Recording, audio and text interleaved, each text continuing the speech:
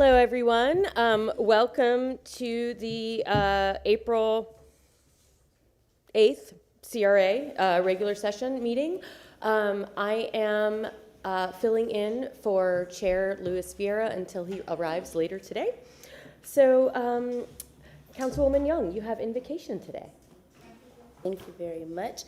So today we have Pastor Kimberly Watson, who is a lifetime resident of Tampa. She holds a degree in theology from RBI Institute and has been conferred an honorary doctorate from Golden Gate Chaplain Ministry. She is a licensed and ordained chaplain and pastor.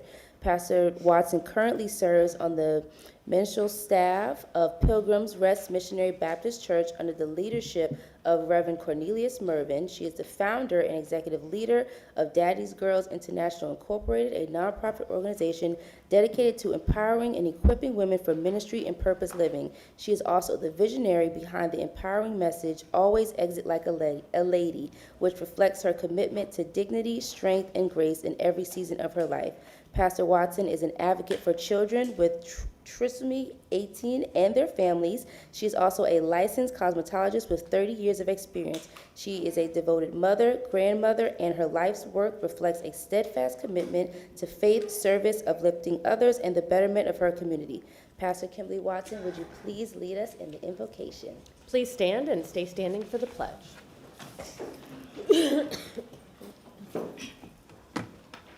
Good morning.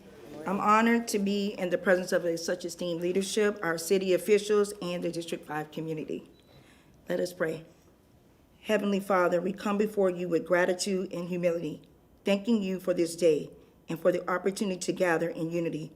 For the good of this great city of Tampa, Father, we ask that your spirit will rest upon this city, covering Tampa and every leader on the sound of my voice.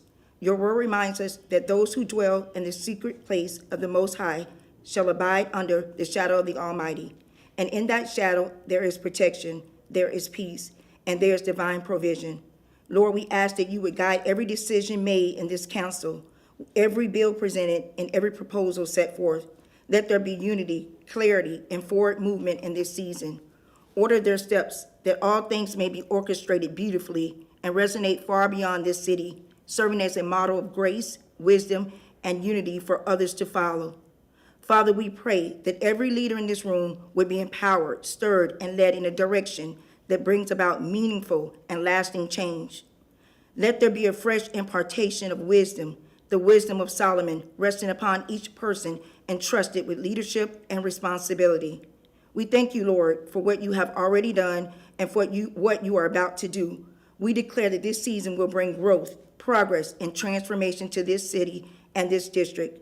May Tampa shine as a city of vision, justice, and unity, a beacon of hope that inspires others to follow the path of righteousness and service. It is in the name of Jesus we pray. Amen. Amen.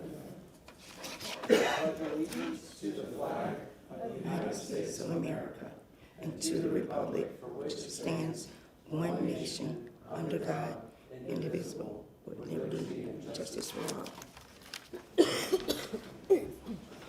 Thank you very much. Roll call.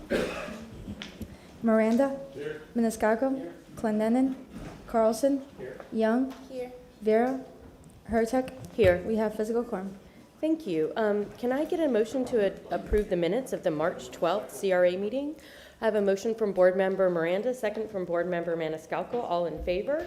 Aye. Any opposed? Okay, it is time for agenda review. Good morning, Director McCray. Good morning, Cedric McCray, Tampa CRA Director. Staff is requesting that item 8 related to the East Tampa CRA wayfinding signage project be continued to the May 14th meeting. Do I have a motion? Is that number 8? Yes, number 8. Move to continue that item to the date that you said? May 14th CRA Board. So I have a motion from Board Member Maniscalco. Do I have a second? Is there a reason why? Yes, we've had some conversations with the consultant, and we just wanted to make sure everything was cleaner Okay. before the formal presentation. Okay, all right, that's fine. Do I have a second? Okay, so I have a motion from Board Member Maniscalco, a second from Board Member Young. All in favor? Aye. Okay. Any opposed? Yeah. Go right ahead. That's it? Okay, I have a motion to approve the agenda from Board Member Maniscalco, a second from Board Member Miranda. All in favor? Aye. Any opposed?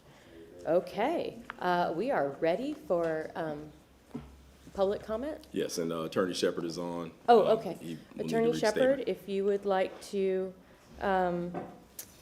share your wisdom.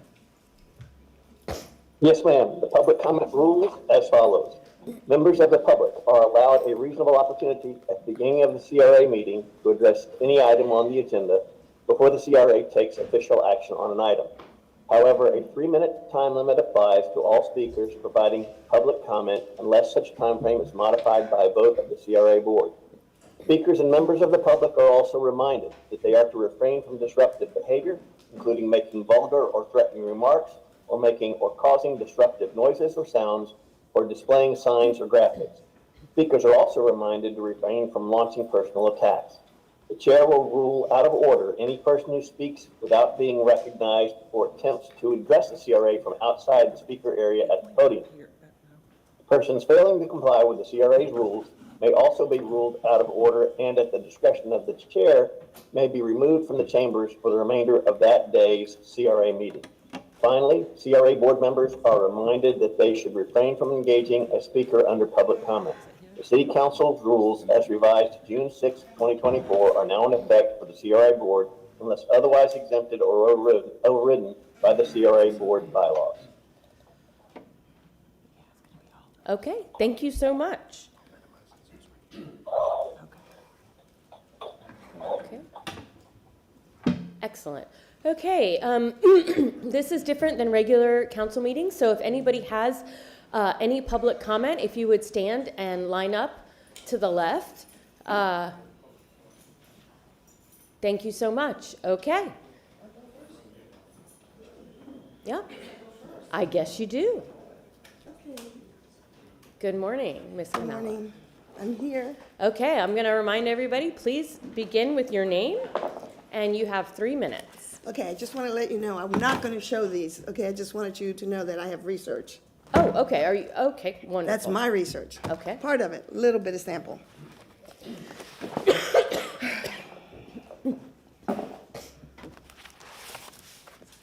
I'm sorry, I'm a little slow this morning. That's okay, so am I. Okay. Please start with your name. Oh, yes. My name is Pam Canella. I would like to address the comments made in this column. The residents, including myself, don't hope away flooding. It's unrealistic. But we do hope that the city is preparing the neighborhoods by cleaning, repairing, and maintaining our existing stormwater system. This is realistic. No way stormwater crew has doubled its work from last year. Last year, Kimmons was hired to do cave-ins. Last year, Flowtech did inlets, although the crew in Palmacia Pines did not do a good job of cleaning. Flowtech was in that area for 1.5 months in Palmacia Pines. I watched the truck park on the side streets and do more resting than work. And there's still leaves, trash, and asphalt in these inlets. Other trucks in Parkland worked for 2 days in the main inlet, removing 2 truckloads of junk. They did work in that area. No one has been back to maintain these areas or other areas in Tampa, leaving us vulnerable to flooding. Now let's talk about the Howard project. The problem area is Palmacia Pines Hospital area. I agree. That area is a bowl.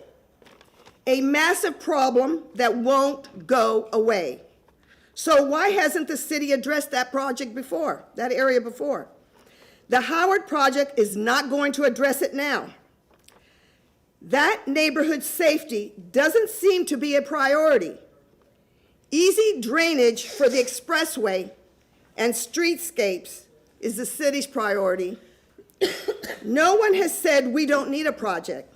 The project needs to address that area, and the Howard project is not. Let's make this clear. I am not lying or a paid lobbyist, and if I'm misinformed, the individuals promoting the Howard Project are doing the misinformation, informing. I have spent endless hours of research, and this is only a little one, on this project.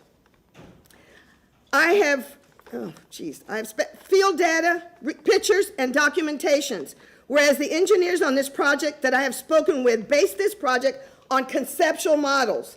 They had no idea of vulnerability assessment to 2025, no knowledge of bay shore sea level rise with backflow of bay waters into inlets on bay shore now, or how extensive existing Thank you very much. our existing stormwater drainage system is. Okay, thank you very much.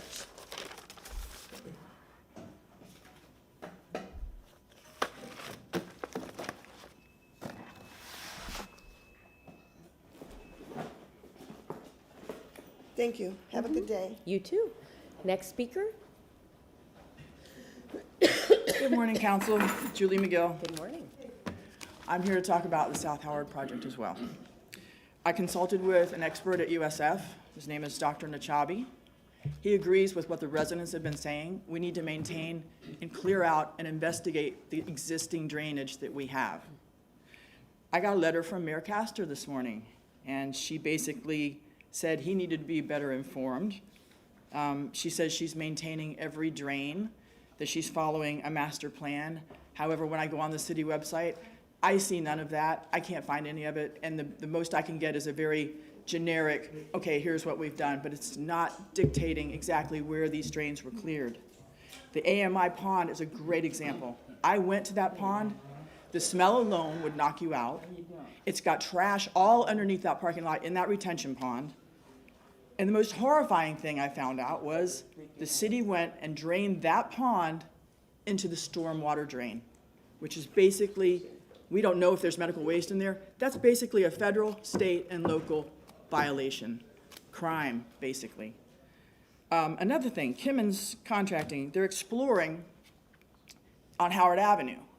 And that traffic debacle was another issue I don't even have time to talk about, but that's what we're going to face if we do this project.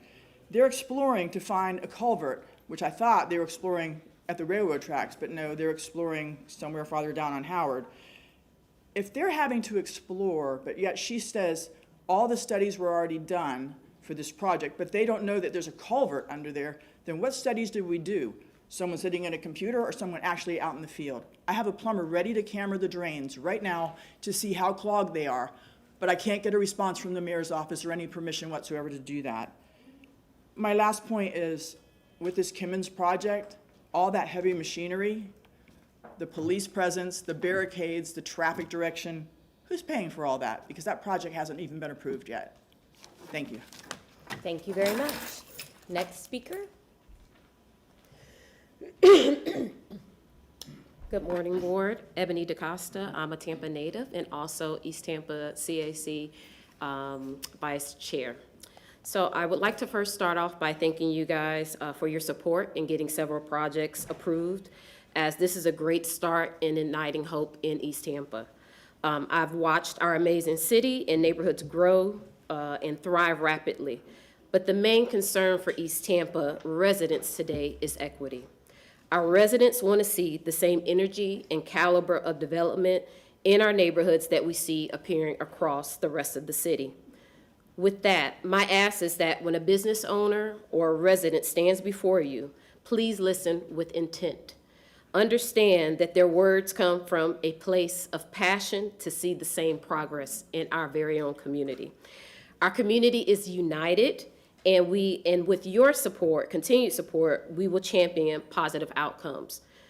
I leave you with this. We can look around our amazing city of Tampa and see such great progress in all the great projects that have come before us. But when you look at East Tampa, what big project is a highlight? Thank you. Thank you very much. Next. Just a reminder to anyone who's come in, if you want to speak, please stand up on the wall so that I know you're, that we have more folks. Good morning. Good morning, Valerie Bullock, Ponce Leon College here.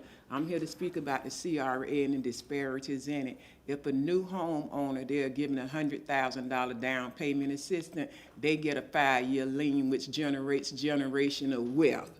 If a legacy homeowner get their house repaired and they get a $100,000 loan, they get a 30-year lien, which generates generational debt. And we need the equities more balanced out because the scales are unbalanced. And I'm also here to talk about domain homes. When do they get off of corporate welfare? Just when do they be able to stand up on their own? Every time you turn around, they want some more money. The city gave them a whole lot of lots. And they gave them money also to build on those lots. So all of that money sitting over there in the bank. Okay, and now you come back to the city, we can buy the land, but we still gonna need some help building. It's got to be a better way, because it look like it's not reciprocal. And they not building affordable houses. I can't afford a $450,000, $500,000 home. I don't even know what kind of mortgage payment that would be, but it's not equitable for the community. Thank you very much. Thank you.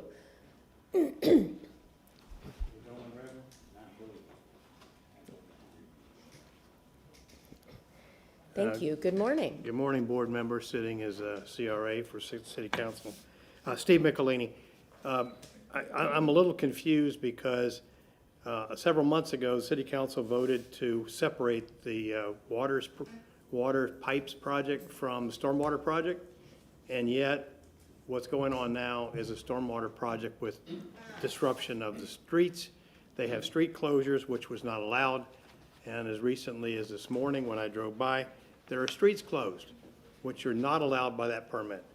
That's why I'm confused. I'm also confused because the City Council approved a $7 million investigation study to determine what was the best solution and routes and things like that. And yet we have editorials that say the deal is done, this is the route, this is what we're gonna do. It's inappropriate. If the study has any merit, then it should be allowed to run. We've stressed maintenance, and they said, okay, maintenance isn't gonna solve the problem. This is regarding South Howard. Maintenance isn't gonna solve the problem. It will go a long way towards solving the problem. And before you know what your baseline of service is, you're gonna abandon a system that's already in existence, and you're gonna reroute around it and create a new system. I think some of you have seen the videos. We've got more. We've commissioned one that shows you exactly what's gonna happen. It's disruptive. It deserves merit to go and look to see exactly what the service that we have in place can handle and what it can't handle. We're talking about $100 million, and we're talking about disruption, loss of income, loss of employment, businesses that will not survive, and that's not an exaggeration. And whether someone is paid or not paid to come up here, there's nobody that pays me to lie to you. I appear in front of you all the time. And what happens if with my integrity and my ability to represent anything, if I misrepresent the facts to you? You don't believe me anymore. It's not worth it. I'm also a resident. My house is about 200, maybe 300 feet away from South Howard. Our neighborhood in New Suburb Beautiful, equally concerned. They're concerned about 11,000 cars a day being routed in some manner. And golf carts simply doesn't cut it. Services to me, services to the businesses, it simply is not feasible. Kimmons was told a long time ago, and they came out and they visited with all the businesses and said, it's only gonna be one lane, trust us. Now what's happened? The size of the project has more than quadrupled, and it's the entire street. It includes 10-foot wide sidewalks and speed bumps on Howard. Imagine that. We don't want that. We have no interest in that whatsoever. Please consider that as we move forward. Thank you. Thank you very much. Thank you. Next.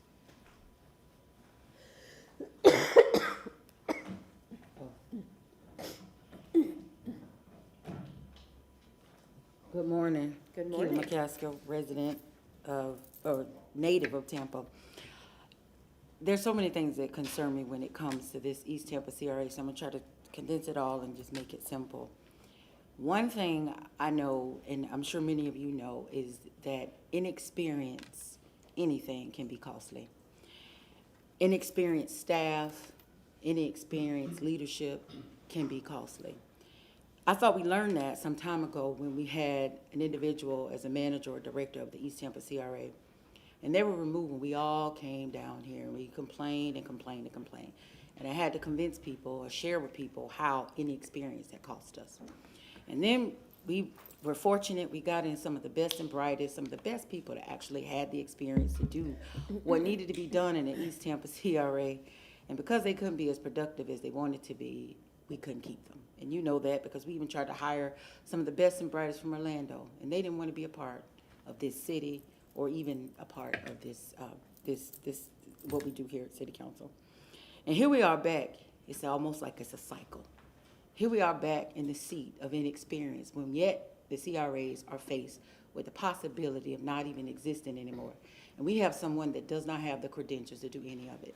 None of you would accept inexperienced cardiologists, doctors, pilots. You wouldn't accept inexperience in most situations that you have to pay for in your lives day to day.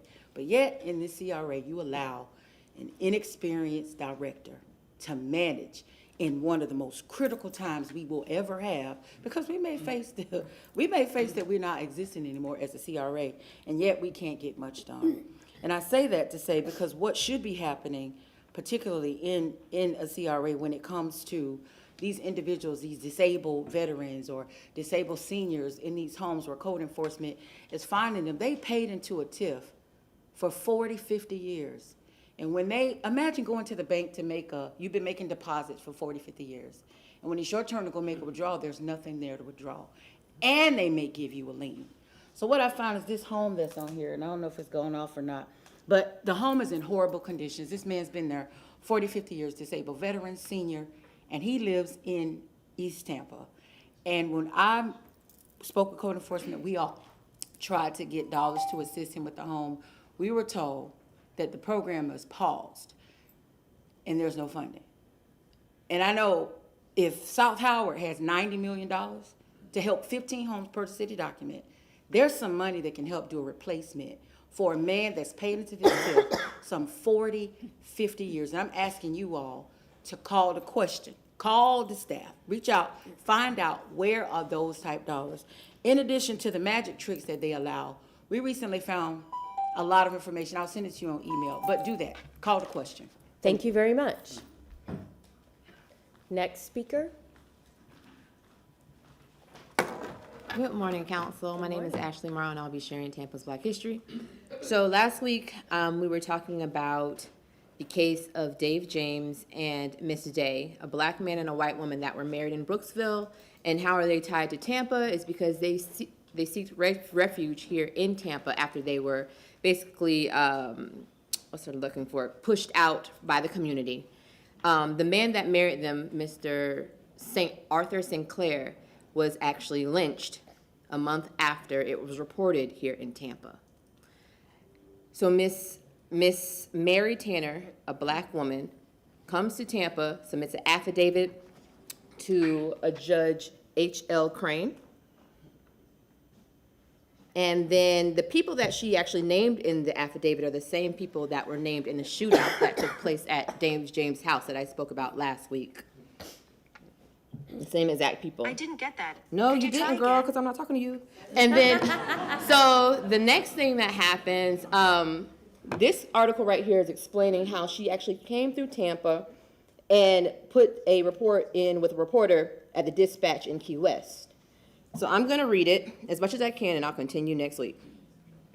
On Monday evening last, Mary R. Tanner, the woman said to have been in company of Reverend Arthur St. Clair at the time of the murder, requested to see a newspaper man as she had an important tale to be printed. A reporter of this paper, the Dispatch, hearing this, called on her the next day when the following took place. Mary asking, please be careful and write it all down just as I give it. On the evening of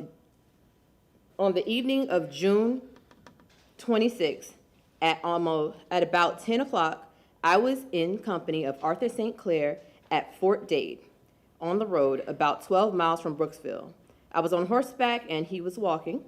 We were on our way from church where Arthur St. Clair had officiated I saw through the moonlight a crowd of men, I judged to be about 20 or more, approaching. They were all on horse, and they all had guns, sorry. On passing us, I distinctly heard, that's him, and on the, sorry, I'm trying to read through this. And one of the party quickly turned his horse's head towards us. I got alarmed and cried out, "Oh God, Mr. St. Clair, run, those men are going to kill you." Reporter asked, "What made you think they were going to kill him?" Answer, "Because, sir, I know them too well, and seeing them all with guns, and often hearing threats before against St. Clair." Reporter, "Well, go on." Answer, "By the time I told St. Clair to run, the foremost man said, 'Halt, George Cross is his name.' He said, 'St. Clair, don't you run.' And St. Clair said, 'I am not going to run.' Cross then clocked his gun. I'll be back next week."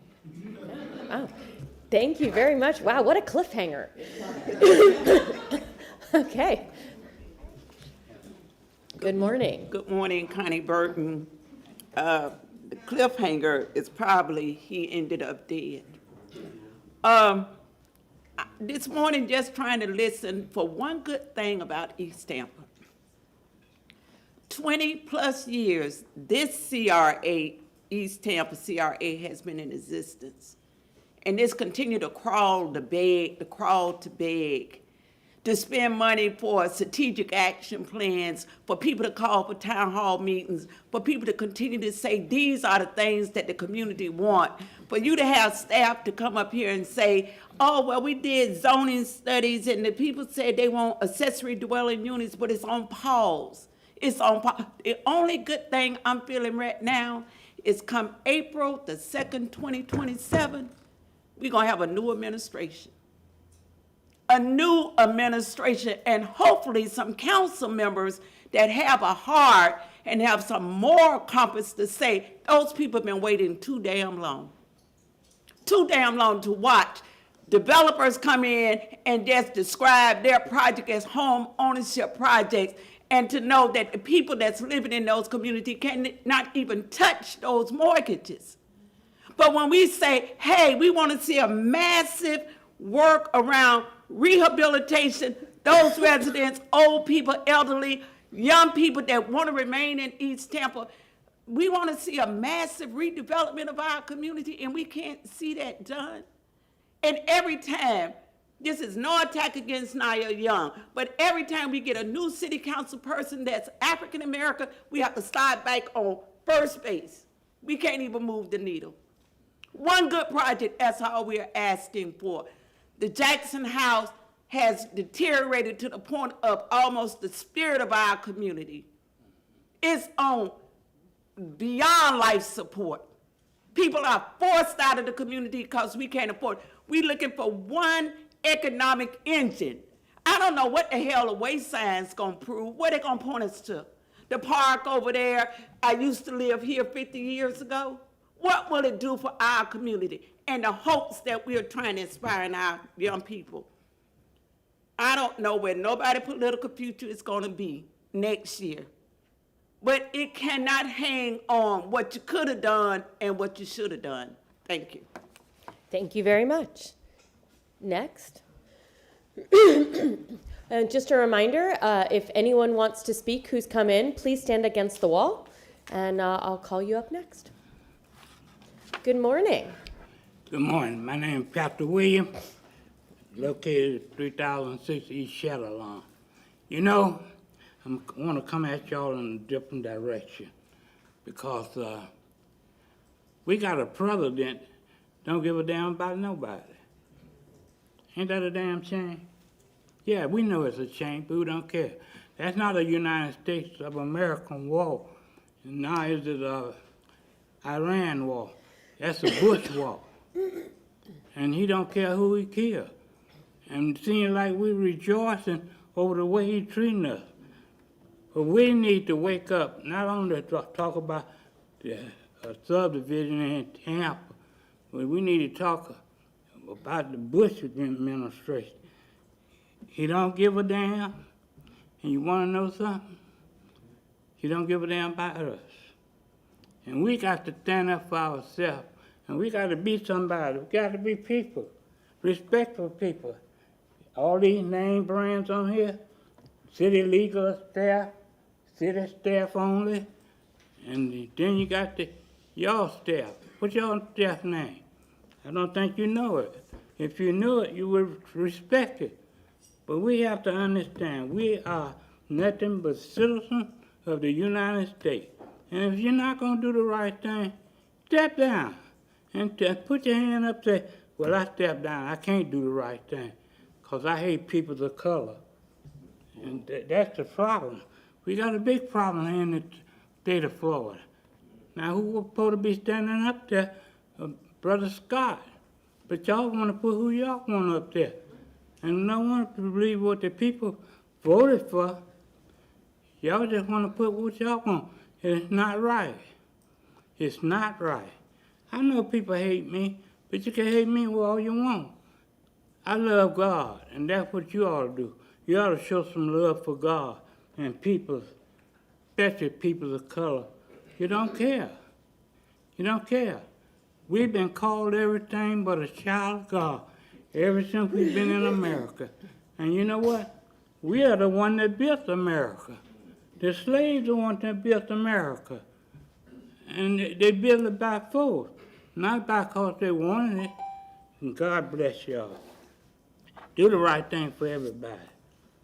Black people, yellow people, white people, all people. Thank you. And just a reminder, this is not like a workshop session, so if you have something to say, please stand up and make sure you say it now. So, good morning. Uhuru. Uhuru means freedom in Swahili. And real African people will always be free. We've been free for millions of years. We're going to continue to be free. I want to say you can tell about insensitivity. And sensitivity is when someone's telling a story. I'm telling the story about a child about to be raped, and I was unable to complete the story, and people find that exciting, and they thought it was a cliffhanger, and people laughed. Somebody's telling the story about somebody's about to get lynched, murdered, and people laugh at it. It's an insensitive city council. It's a do-nothing, no-good, insensitive city council. Plain and simple. It's always been that way. And I'm talking about specifically towards Africa and African people. Nobody cares anything about us, and all they like to see is an African begging. And for this city council, this particular city council of young people that conspired to have me arrested and jailed and incarcerated and sexually assaulted by, I'm not going to call any names, people putting their hands on you. For what? Wearing a shirt, for doing nothing, for sitting silently. And that's just what I say. Black people are scared to come down here. Black people are scared of white people. They've made it that way. It took billions of years, trillions of years, from the human being to evolve from a rock to a single-cell organism to a fish to a reptile to a bird, and to primate and into the evolved human we are now. And it took 826 years for white Western civilization to destroy the ambition, to destroy the dignity of the African. Not one African you can find that's right in their mind. Not one in the whole world. Destroyed it. Donald Trump's showing a good example of it now. Bombing people's churches, hospitals, mosques, whatsoever. That's the determination of the white people. And God works in mysterious ways. Because while they were trying to incarcerate me and put me away and conspire, the governor of Florida was trying to put the mayor of Tampa away, threatened to throw out of office. And he should have. And he should throw all y'all clowns out of office. Because you know why? Because in your rules of decorum, listen to this, in your rules of decorum, in a period of 71 meetings that have never been read in the evening time. When I was here, and one time in the evening time, they read it and arrested me, sexually assaulted me on 2 occasions, handcuffed me, didn't even know what they were arresting me for. Yeah, that's racism 101. Thank you very much. Anyone else wish to speak on public comment before I go to the online speakers? Okay. Our first online speaker is David Bailey. Is David on? Okay. Good morning, Mr. Bailey.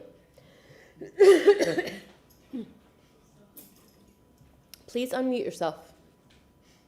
Hi, can you hear me? Yes. Awesome. Thank you, Madam Chair. Good morning, CRA Board. My name is David Bailey. I live and work in Ybor City, and I would like to bring your attention to an issue that the Historic Ybor Neighborhood Association has been voicing, and that is a lack of public engagement for CRA budgeting in Ybor. Prior to this board gutting the YCDC and opting for a CAC advisory board, the YCDC held public workshops in the evening where the whole neighborhood could come together and discuss budget ideas and set our priorities. Since your streamlining process, the only feeble gesture that you've offered is one CAC meeting per year that starts at 4 p.m. when most folks are at work.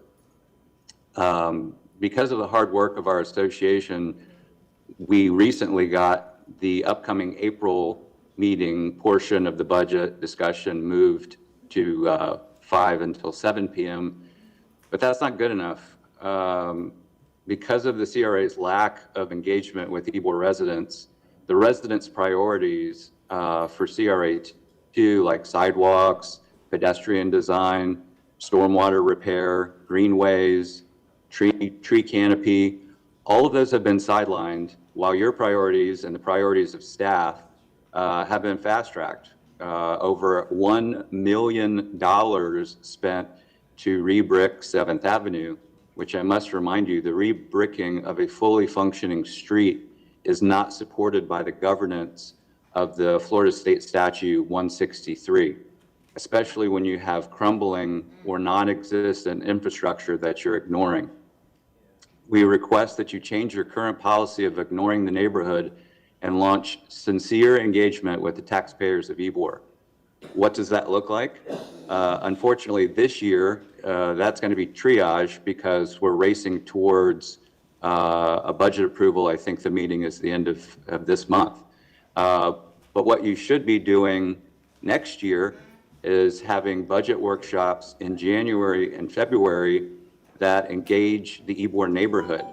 Like all CRAs in Tampa, we only have 6 more physical budget years left, and we don't intend to waste any more of those. We've already wasted too many of them. Thank you. Thank you very much. Next, we have Michael Randolph. Please unmute yourself and state your name. With the West Tampa CDC. For 16 months, we've operated digitally, reaching across cities and states to share our vision of the Technology, Wealth Building, and Job Creation Center. The response has been remarkable. Today, we're recognized nationally as a model that unifies technology, entrepreneurship, and financial empowerment into one group. How do we turn national recognition into capital, into money? Now, here's the key, lean in. What we're about to reveal will shake the city council, the city of Tampa, the state of Florida, and the nation. We are converting that national recognition into sustainable capital. Not hype, not theory. Instead of the normal $768,000 it costs to operate a human version of what we're doing, our AI-driven model is only $256,000. Where did we get the money from?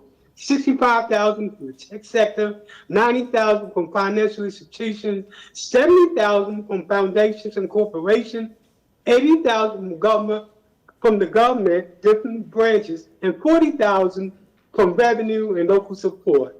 This is a sustainable capital engine built for long-term impact. And now, the national stage is calling. Recently, I was interviewed by Invest Tampa Bay, part of the Capital Analytical Associates, a national business intelligence platform known for its deep economic reports, and convening top investors and decision makers. Following that interview, I was invited to speak to that upcoming summit, presenting to more than 400 investors. Why does it matter? This invitation placed our work on the national stage alongside some of the brightest investors in the country. This is a signal that something is important. Our model is just not irrelevant locally. It's emerging as a national blueprint for inclusive economic development. I came from one of the poorest neighborhoods in the nation, and now I'm speaking before the nation. I'm asking for your support to send me to the summit in September. Thank you. Thank you very much. Our next speaker is Stephanie Bailey. Hello, this is Stephanie.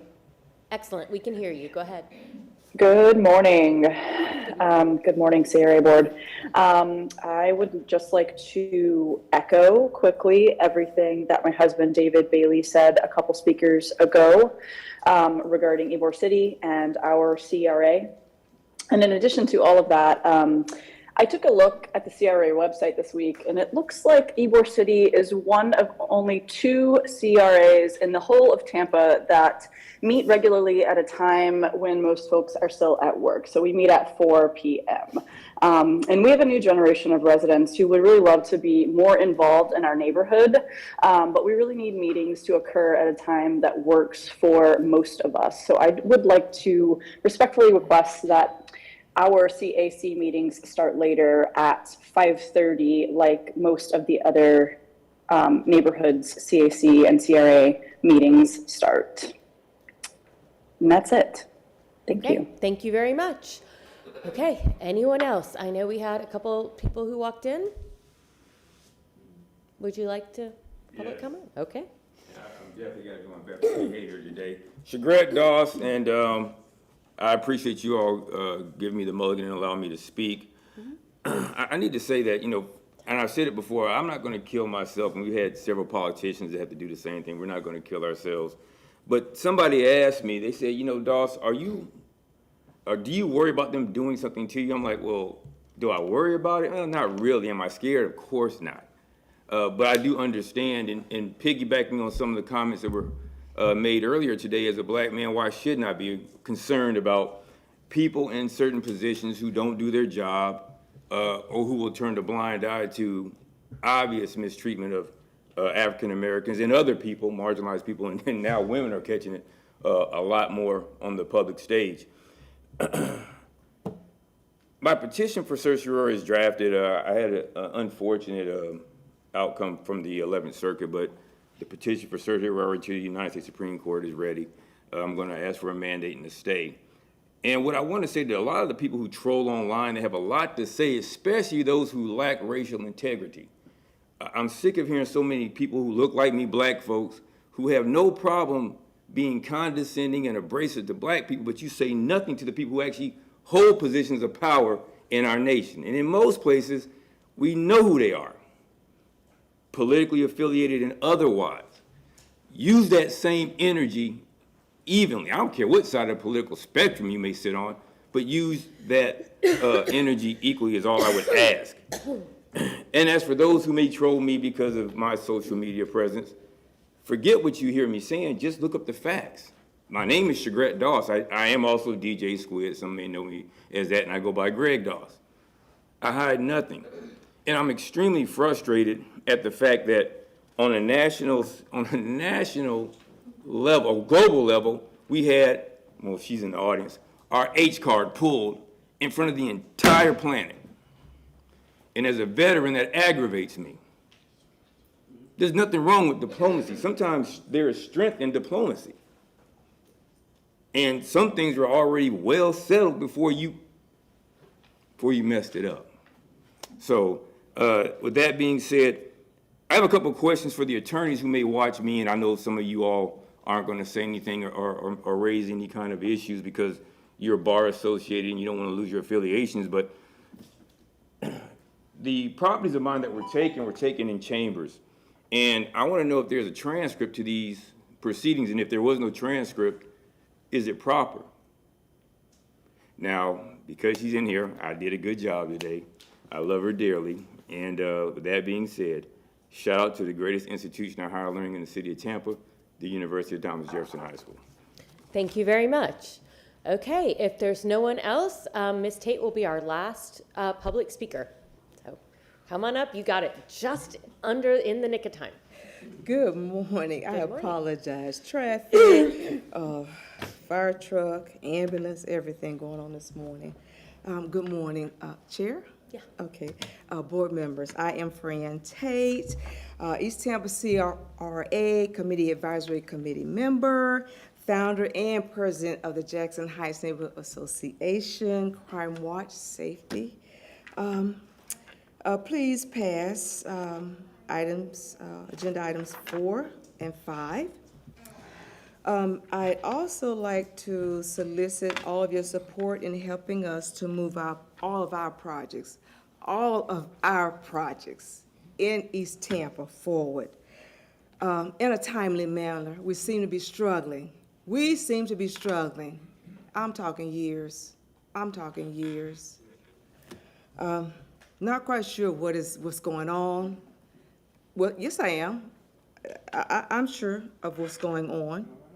I've served as chair 2022 through 2023. My focus was converting the Gator building into an incubator for food trucks to utilize as a prep area for their menus and other small shops in that little small orange and blue building. Couldn't get that done. The predecessor was Sister Connie Burton. She served as chair. Before her was Miss Natasha Goodley. She had some ideas concerning that Gator building. We couldn't get anything done, couldn't get anything moved, nothing. It was all by design. We know that. Everything over there is by design. We haven't moved anything forward. We feel like failures, but we are not failures. We're smart, we're intelligent. We're educated. We know what we want. We know what we are doing. We just need push from you guys. We need some help. We understand that you all are coming to us for a town hall. We appreciate that. We have a lot to say. Our community has a lot to say. Please come and listen. I received a phone call concerning our chair, our beloved chair. He came and he gave our updates. We want the bullying to stop. He's doing a great job over there. We voted him in. We want it to stop. I think that's all I have.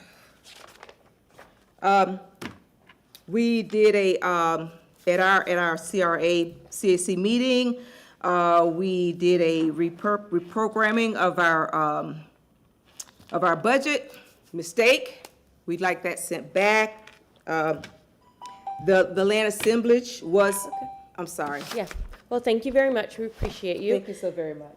Okay. I believe we are going to go to item number 2 first. The Central Park CAC Chair, Mr. Thomas Murphy. Welcome.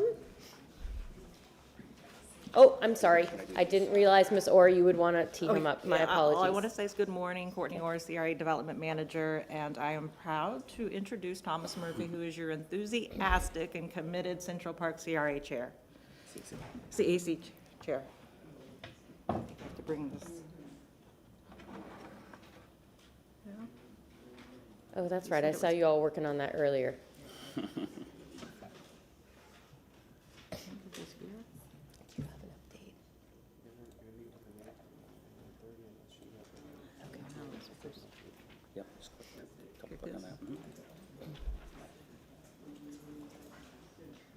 Unless you want to take it from here. Do you want to just put them on the wall and you can flip them? You can be my second piece. Okay. You can just kind of go over them. Good morning, y'all. Thomas Murphy, Central Park CAC Chair. Every time I do an update for y'all, I like to walk the boundaries of our entire CRA. We are one of the smaller CRAs with 143 acres, which is a really unique area for any of you that haven't been down there lately. Just one moment, yeah, of please. course. If T and I can put up the images that we're seeing up for the rest of the public. Thank you. Okay, I apologize for interrupting. Yeah, no, absolutely. Like I said, I like to walk the boundaries and just take a lot of photos to show you all kind of what the developments are going on down there. I'd like to start with some positive momentum that we're seeing. Meacham Farm continues to do really well and recently hosted a school field trip when I was down there the other day, which is great news. It's become a really strong community asset down in the neighborhood. Perry Harvey Senior Park, the vandalized artwork has been restored, and the park itself is very active and well-maintained. It's being used clearly by lots of the community. We are seeing continued growth in both business and residential development. New businesses like Late Start Brewery on Cass and Retro House Coffee Bar and Asian Bistro in Henderson are helping to bring more activity and energy into the area. On the residential side, there's a lot happening. Communities like Navarra, Modera Encore, La Union, and the Stevedore are actively leasing. The Kansas City townhomes are actively selling as well, and Gasworks continues to make progress along Nucio Parkway. Within Encore, at last, retail activity is continuing to build. We have active tenants like the Urban League, Bell Pharmacy, and Precinct Pizza. There's also additional restaurants, retail spaces, and even a theater concept in progress. So a lot of those vacant spaces are getting filled. I'm also happy to share that 2 new historical markers have been installed honoring Ann Lowe and the Johnson Brothers homes. And looking ahead, they're going to be efforts to establish Tampa's Black History Museum at the former St. James Church. So as I was walking the boundaries, I did notice some items like illegal dumping, construction-related litter, scattered road signage, but I do want to emphasize that the partnership between code enforcement, Tampa Housing Authority, and FDOT has been strong. They all have been responsive and are actively addressing those issues within about, I would say, 24 to 48 hours of contacting them. One area that I do want to highlight for consideration is safety at Perry Harvey Senior Park. The east and west roads that run through the park, especially Harrison Street, only has 1 two-way stop. So we've got a park with Scott Street running east and west, and we've got Harrison Street running east and west, where there's only 2 stop signs on the central connection there. So the two-way stop has been problematic. I've personally seen cars speeding through there and a few close calls with pedestrians. As future improvements like the band shelter are considered, I would think that it's worth taking a closer look at both placement and traffic flow to improve visibility and safety. Overall, Central Park is moving in the right direction with continued collaboration, focus on safety, and thoughtful growth. We have a real opportunity to ensure this momentum translates into long-term success for both current residents and future investments. So if you have any questions on any of the photos or anything from me. Board members? I just want to say thank you for this presentation. I will encourage Ms. Orr to reach out to Mobility, and maybe Mobility can come and talk to you all about traffic calming and things that are possible in that area. If you need assistance with that, you can reach out to my office, but I know Ms. Orr is perfectly capable of that. And then my only other question is, there's a lot of growth going on south of Palm. Do we have any idea of what might be occurring? Is anything occurring north of Palm that you can share? North of Palm, so let's see, that's gonna be It's a like. small triangle. Yeah. Oh, okay, I see what you're talking about, like where the sandwich shop is on the corner. So I believe that northwest section, a lot of that has been acquired by FDOT. Because when I had reached out to Andrew to get some of that illegal dumping taken care of, he did share a photo with me of all the land parcels that they had acquired both on the east side of 275, west side, and south side. So I feel like, are you talking about like Ross, that area where the Mario Brothers building is? I believe that a lot of that has been acquired by FDOT. Okay, well, it might be a good idea to have FDOT maybe come to one of your meetings and talk to you all about what their plan for that space is. Correct.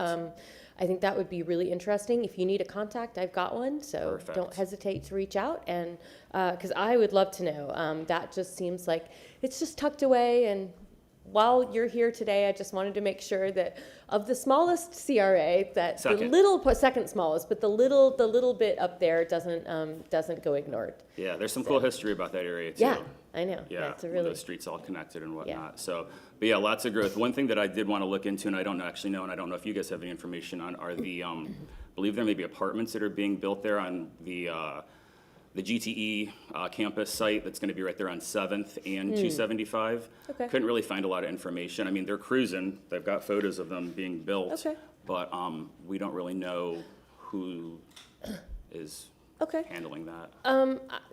I do have I think I have a contact there if you Okay. reach out. Yeah, to, that'd just be something nice for them, because we've yeah. had the Encore Training Center come in and speak with us about what they're doing in Okay. that space as well. So like I said, it was a lot of vacant land for a long time, and so now we're Okay. vertically going up. Great. Well, I will see what I can do to connect with anybody. Okay. Anyone else? Thank you so much. Thanks What a so wonderful much. update. Absolutely.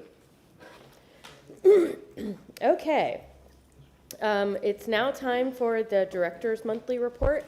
And before you start, I'm going to ask you to explain to the public why none of these documents were available ahead of time. Yes. Because believe me, that was the first question I asked as well. So yeah, thank you. Good morning again, Cedric McCray, Tampa Good morning. CRA Director. As you know, when we're meeting our on-base deadlines, the customary project trackers that we submitted were not ADA compliant. So that's why they were not included in the on-base update a couple of weeks ago to meet that deadline. We have provided them to you at the seat, and those corrections have been made. So forthgoing, we will have the appropriate project trackers available. Can you put those online, or can you add those to OnBase now? Yes. Okay, great. Yes. So let's hope to get that done by the end of the day. And can you explain why the ADA, is this a new thing? It's a federal guideline. We have to have these documents completed by April 26th, 25th Okay. of this year. And right now, as a CRA, we have about 200 documents that we're reviewing. And we've bifurcated that amongst our staff and are working through those to make sure that they're compliant. And anything older than 2 years old can be archived, but anything that we have forward-facing on the website, we have to meet that requirement. Okay, great. Thank you so much. Welcome, Chair. We are just on the director's report, so he is Thank you. Speaking now.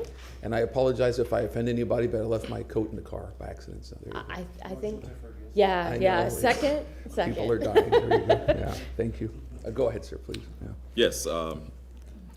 The first thing I would like to highlight is the April 14th workshop here in City Council chambers related to the annual performance measures, services agreement, and to include a discussion regarding community benefits agreements related to the CRA. And in conversations with the clerk's office, this is one of the items that came up during our workshop on March 6th, and we would need a formal motion to have that added to the calendar. Okay. Would anyone like to make a motion? Moved by Board Member Maniscalco, second by Board Member Young. All in favor? Any opposed? Thank you.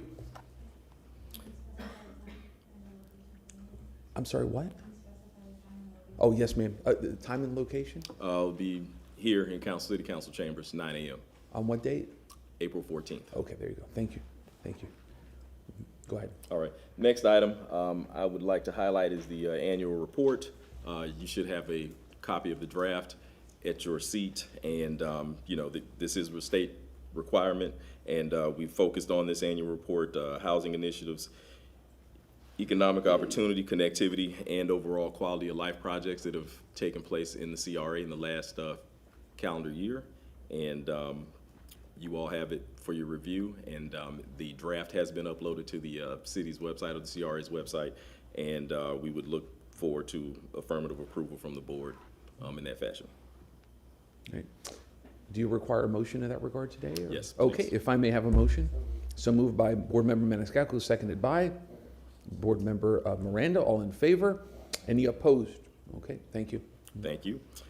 Next item I would like to highlight is the Herman Massey Park ribbon cutting. That will be April 21st at 3 p.m. And I believe you all have received a schedule or calendar invite for that. The next item is Salsinas Park ribbon cutting on April 28th at 10:30 a.m. Any questions? Any questions from board members on that? All right. Massey. And then the I would also like to highlight the CRA Commercial Special Projects and Development Grants Workshop. That is an item that came out of our workshop on March 6th. So we will be advertising that. It will be on April 22nd at Hannah City Center in the community room, and that will go from 5:30 to 7 p.m. And then we will invite residents, business owners across all the CRAs and walk through the process and the updates that the board has approved related to our commercial grants product. Board Member Hurtak, go ahead, ma'am. Thank you. How do you plan to advertise this? Because we really want to make this far-reaching and try to get as many people as we possibly can. So it will be added to the city's website. We also will do social media posts as well. And like Sentinel, like I said. Florida Sentinel, La Gazette, yes. Okay, okay. And then maybe if you had maybe some half flyers or something to give to these CACs, if you meet between now and then, that they can hand out to some businesses that they think might be interested, might be a good thing, or at least something digital that you can send to them that they can forward to others. Yes, we'll work with the managers to make sure that that information is disseminated to all the CACs, and then they can forward it out to their respective groups as they see fit. Go ahead, sir. All right. Oh, I'm sorry, Board Member Maniscalco. You sure? Okay, go ahead, sir, please. Okay, and just also wanted to highlight, there was a comment publicly related to the budget. We are going through budget discussions with all of our community advisory committees during the month of April, and that is in preparation to solicit their feedback about priorities and the projects, and then we will bring that forward to the board in the early part of the summer. Sure. So in regards to that and the public comment that received about Ybor City and the time of 4 o'clock, is that true that they do meet at 4 o'clock? That is true. Can that be changed to a later hour and advertised? It can be changed. I actually attended the Ybor City CAC meeting last Tuesday. Okay. And that comment did come up from Mr. Bailey. And we're aware of that. I did check with Ms. Thrower at that time, and the meeting has been held at 4 p.m. since 1995. Okay. And the reason that was done is because there were a lot of business owners, commercial business owners, and that was somewhat of a lull in their lunchtime to dinner traffic, or if they, whatever their establishments were. So it was convenient for them. And when they were also meeting as the YCDC, several years ago. But so, it's not a problem to change it to a later no, I've hour? already had a conversation with Ms. Thrower. If that is the desire of the Ybor CAC, okay. then we can and I'll make talk the to you adjustment. more offline then. Thank you very much. Yes, sir. Yes, ma'am. Go ahead. And I want to piggyback on that a bit to say that, just sort of how we had an initial budget workshop for the 27 budget cycle, yes. I don't think it's a bad idea to do something like that with the focus solely on the budget because we have limited time left. So as they said, that might be something that might be great to do in January as a separate evening meeting. I know we've taken a lot of the meetings out, so adding one more a year for the CACs doesn't seem like it would be too much. I don't know if the rest of the board feels strongly about that, but I do think that's a good suggestion and a really good point. Because I have heard, obviously you heard some folks today too, so I think maybe an evening meeting that allows people to share their ideas could be a good idea. Yes. Yeah, and the CACs do receive a copy of the budget as recent, very similar to the information that you all receive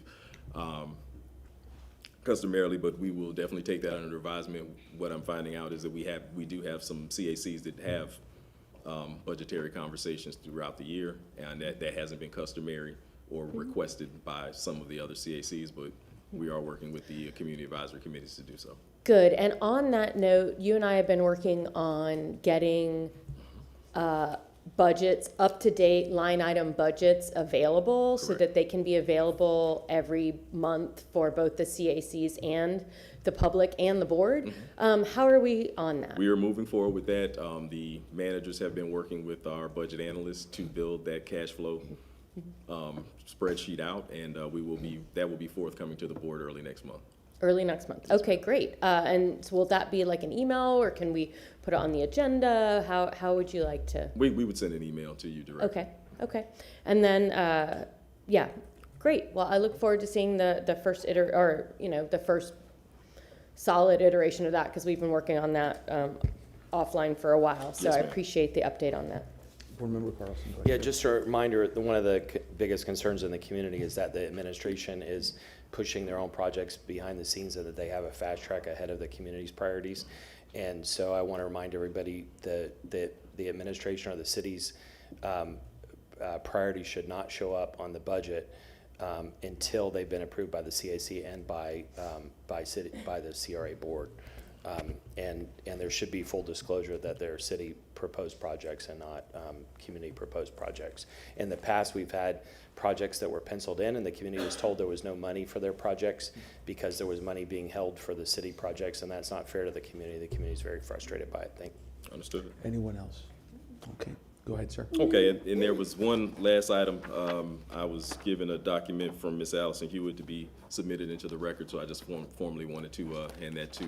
Okay, thank you. the clerk. So moved. Motion by Board Member Hurtak, seconded by Board Member Young. All in favor? Any opposed? Okay. Does that complete your presentation, sir? Yes. Okay, great. Thank you, sir.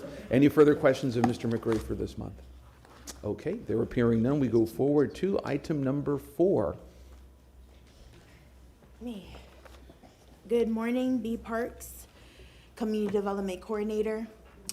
I want to actually, prior to introducing Domain Homes, I want to actually give some updates about what was mentioned in public comment today, just to give some clarity to the community. So for our down payment assistance program, we actually give up to 50 years of a grant towards the purchase of housing within the CRAs. That could be partnered with the city's 50,000, so up to 100,000. But the lien that's placed on that property is not 5 years, it's 20 years. So I just want to put that on the record about the lien placed on that property, 20 years. Now for the rehab program, East Tampa is our #1 residential request for rehab. I wish that I could take everyone along with me when we do walkthroughs and see the conditions of the housing in East Tampa. The condition requires more than $100,000 in some cases. In some cases, it's sad that we look at it and we're like, hey, we can't even help, because once you start rehabbing a house, you find other issues. That's where it just keeps on climbing up. So for the program, it is up to $100,000, and it is up to a 30-year lien for that program as it stands right now, okay? So I just wanted to mention, sometimes in some of these cases, we can't even rehab that house because it exceeds what is the program guideline. And if you look at the budget, we're trying to fit 30% or more in the East Tampa CRA into housing to serve 5 initiatives, so we can economically develop the area along with making sure that we're giving services to current residents in the community. So it's stretching amongst 5 initiatives that I presented to you all in March 6th, and it's always been a topic. That's rehab, down payment, that's unit creation and conversion, that will be coming in front of you in June with the new process for the funding cycles for the developers.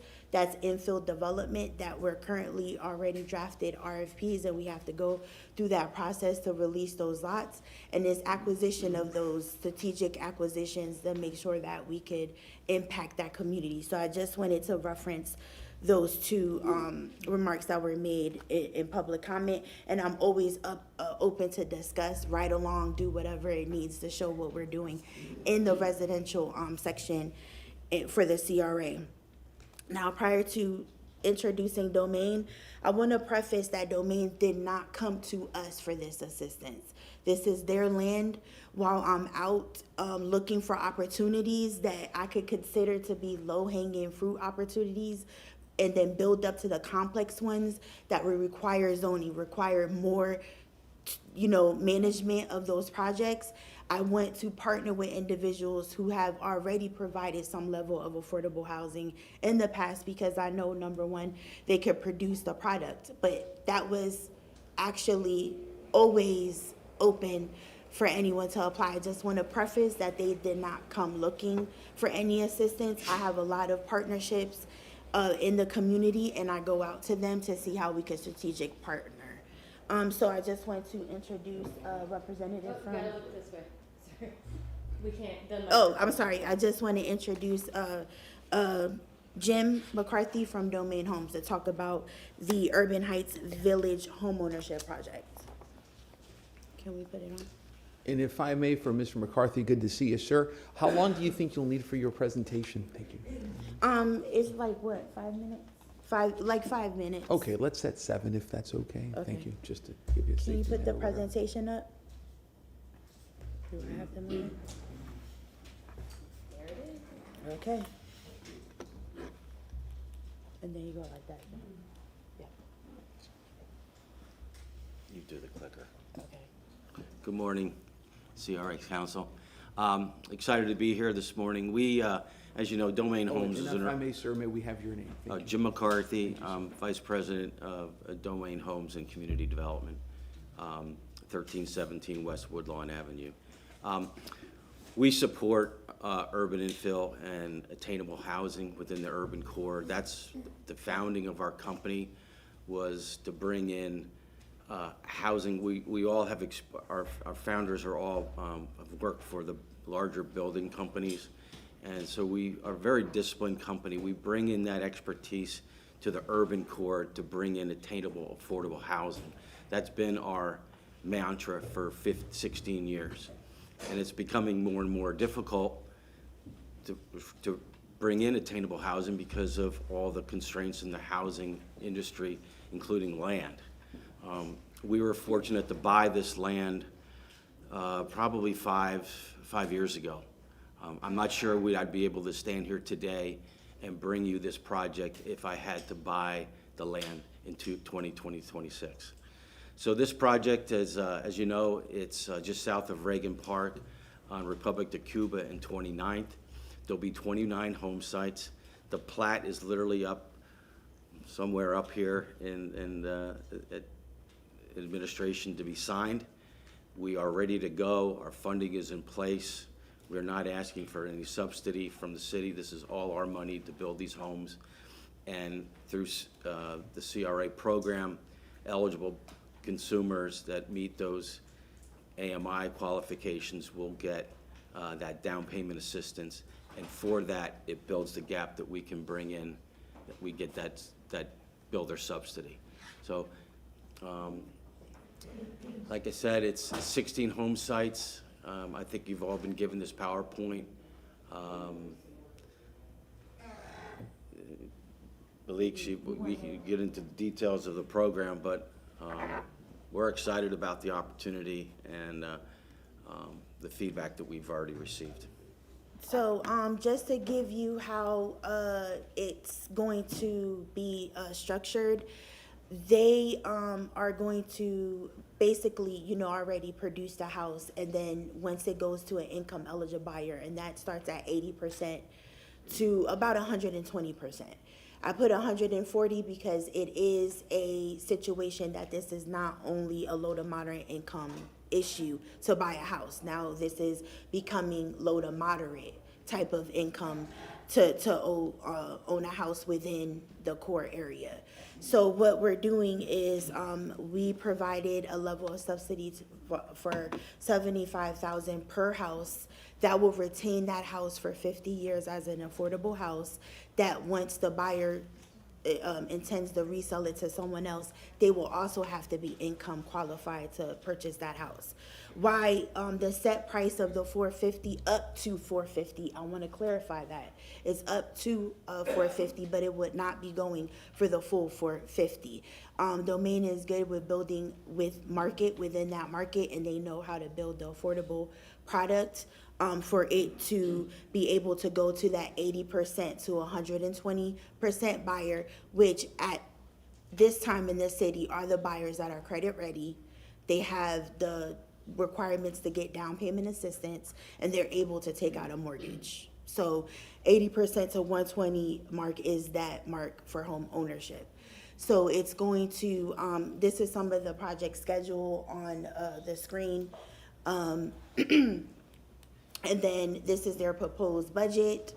But I just wanted to highlight the $75K per unit again for a total of 1.2. This secures the 16 houses to go for affordable housing. I also want to highlight that they will be working, probably with mostly with the housing counseling agencies that the city partners with in order to find these buyers in the community. So again, buyers within the community to be, communicated to make sure that they could have an opportunity to purchase these houses through these down payment assistance programs. Okay, so that's what the relationship is with what we call the housing counseling agencies within the city of Tampa. Domain is privately held company.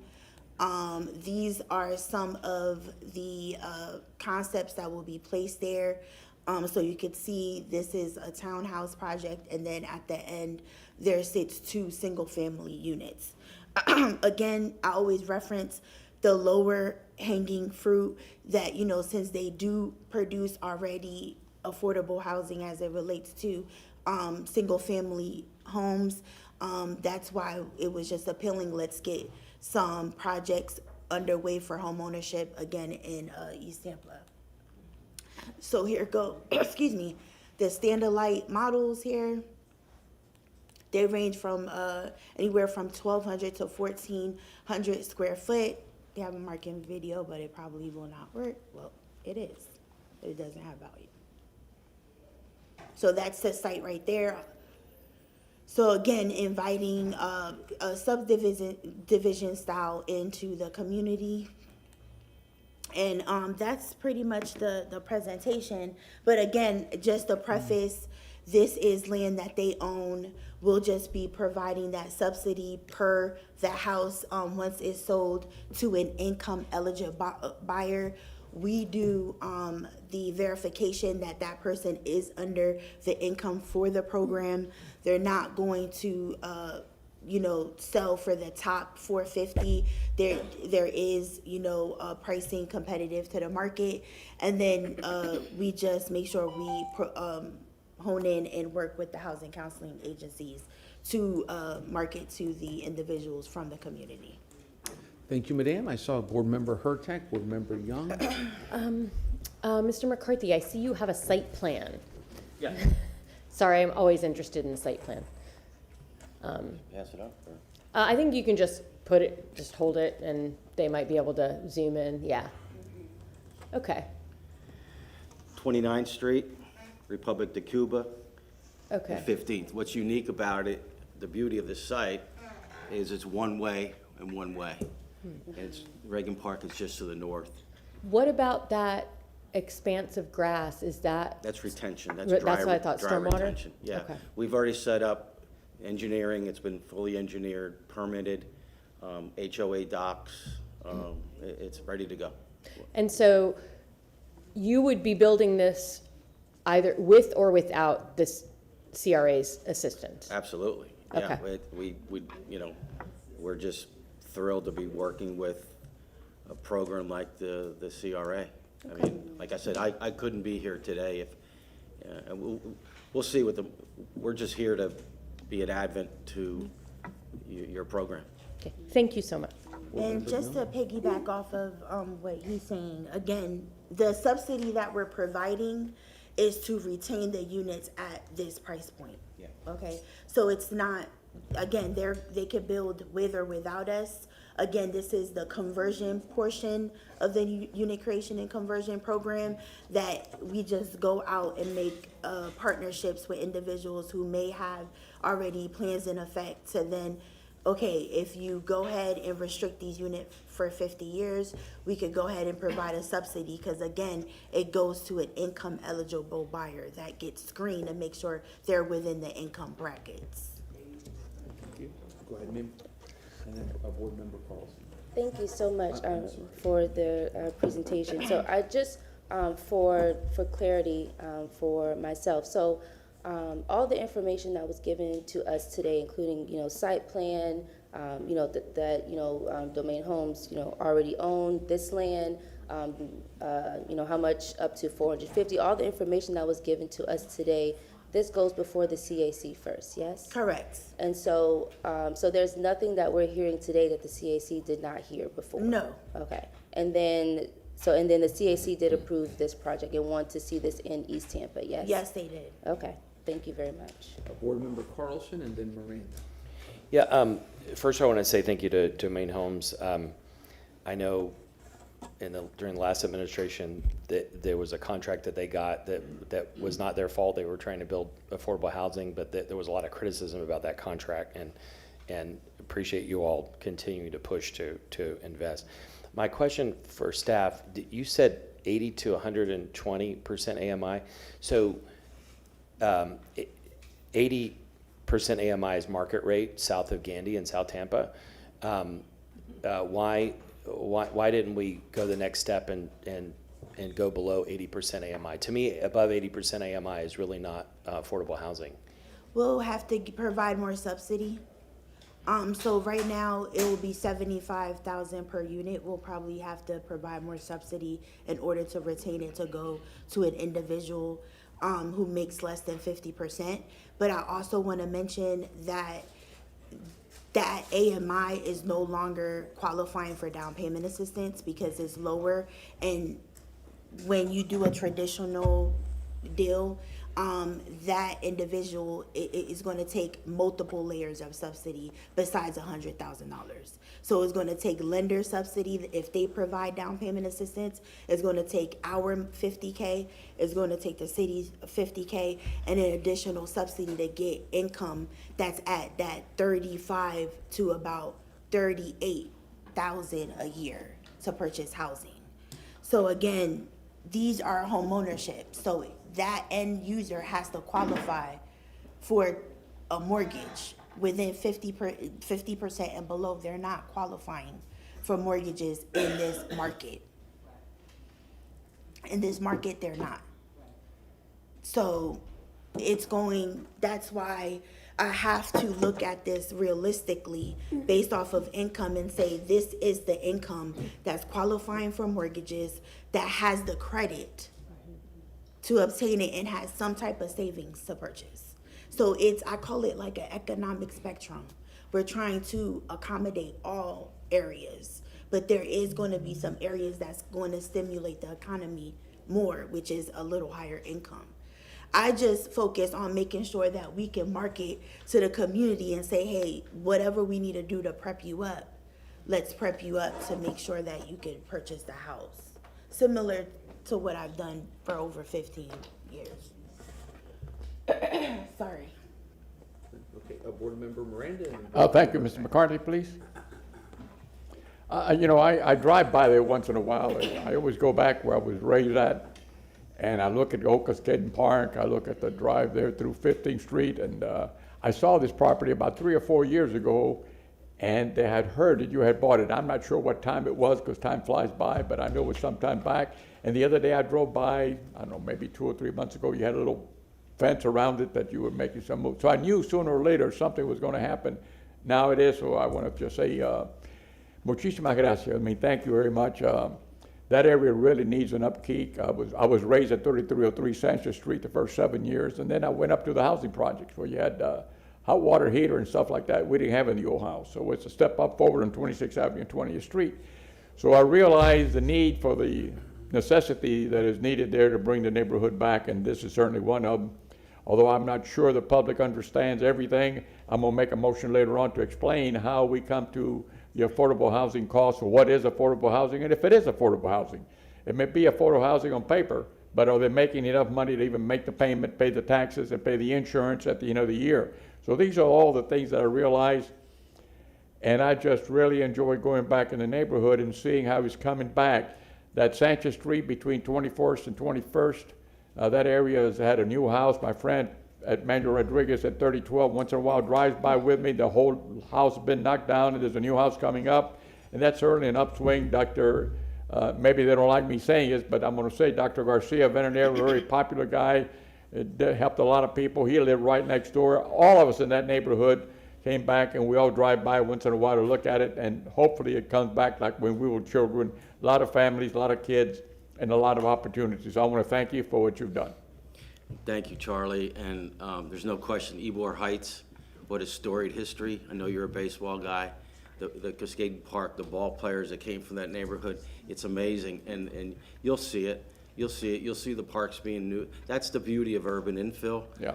The parks get used, the schools get better. It's all comes together. And- It's a little small component. Housing is just a little tiny thing, but it does make an impact. And you mentioned the park again, and that park was unique to us. It was the only thing we had. We have 2 Hall of Famers that come from that park, That's Al right. Lopez and Tony La Russa. Right there. And it's a wonderful place to be. It's got to be brought up, in my opinion, like it was historically, with the old-fashioned dugouts, the old-fashioned roofs, so people can come and enjoy what we did as kids. It was a park that we used daily by hundreds of kids, both male and female. On the female side, you had Miss Mexico, who handled girls, and Andres Polito, who handled the boys. And there was hundreds of us every day. We never had a problem. We had some arguments, but we never had a problem. Thank you, sir. Board Member Hurtak.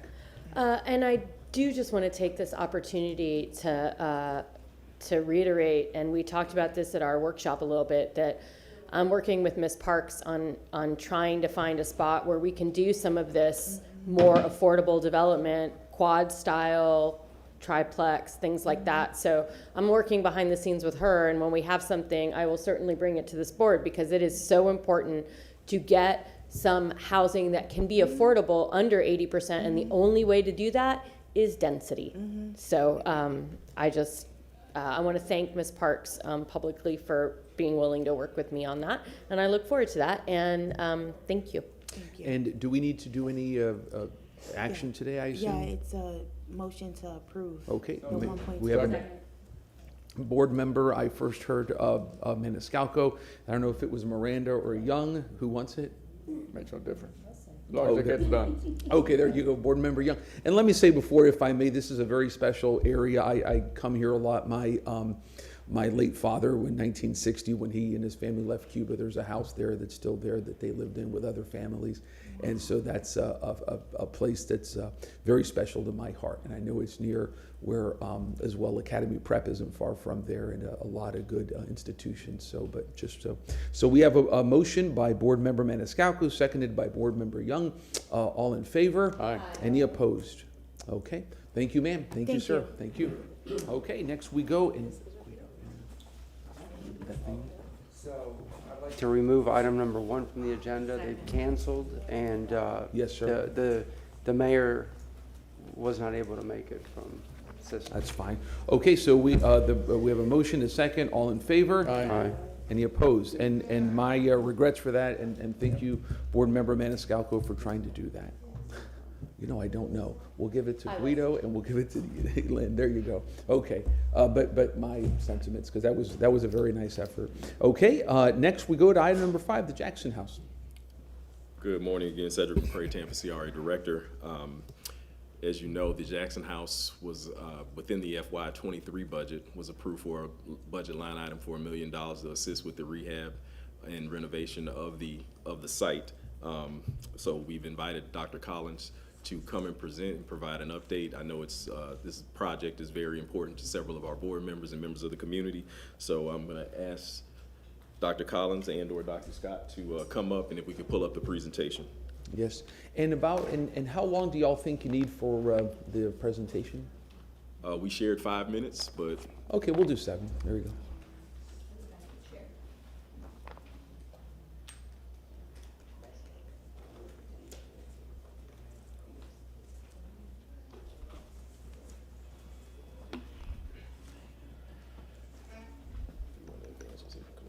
Which one go forward?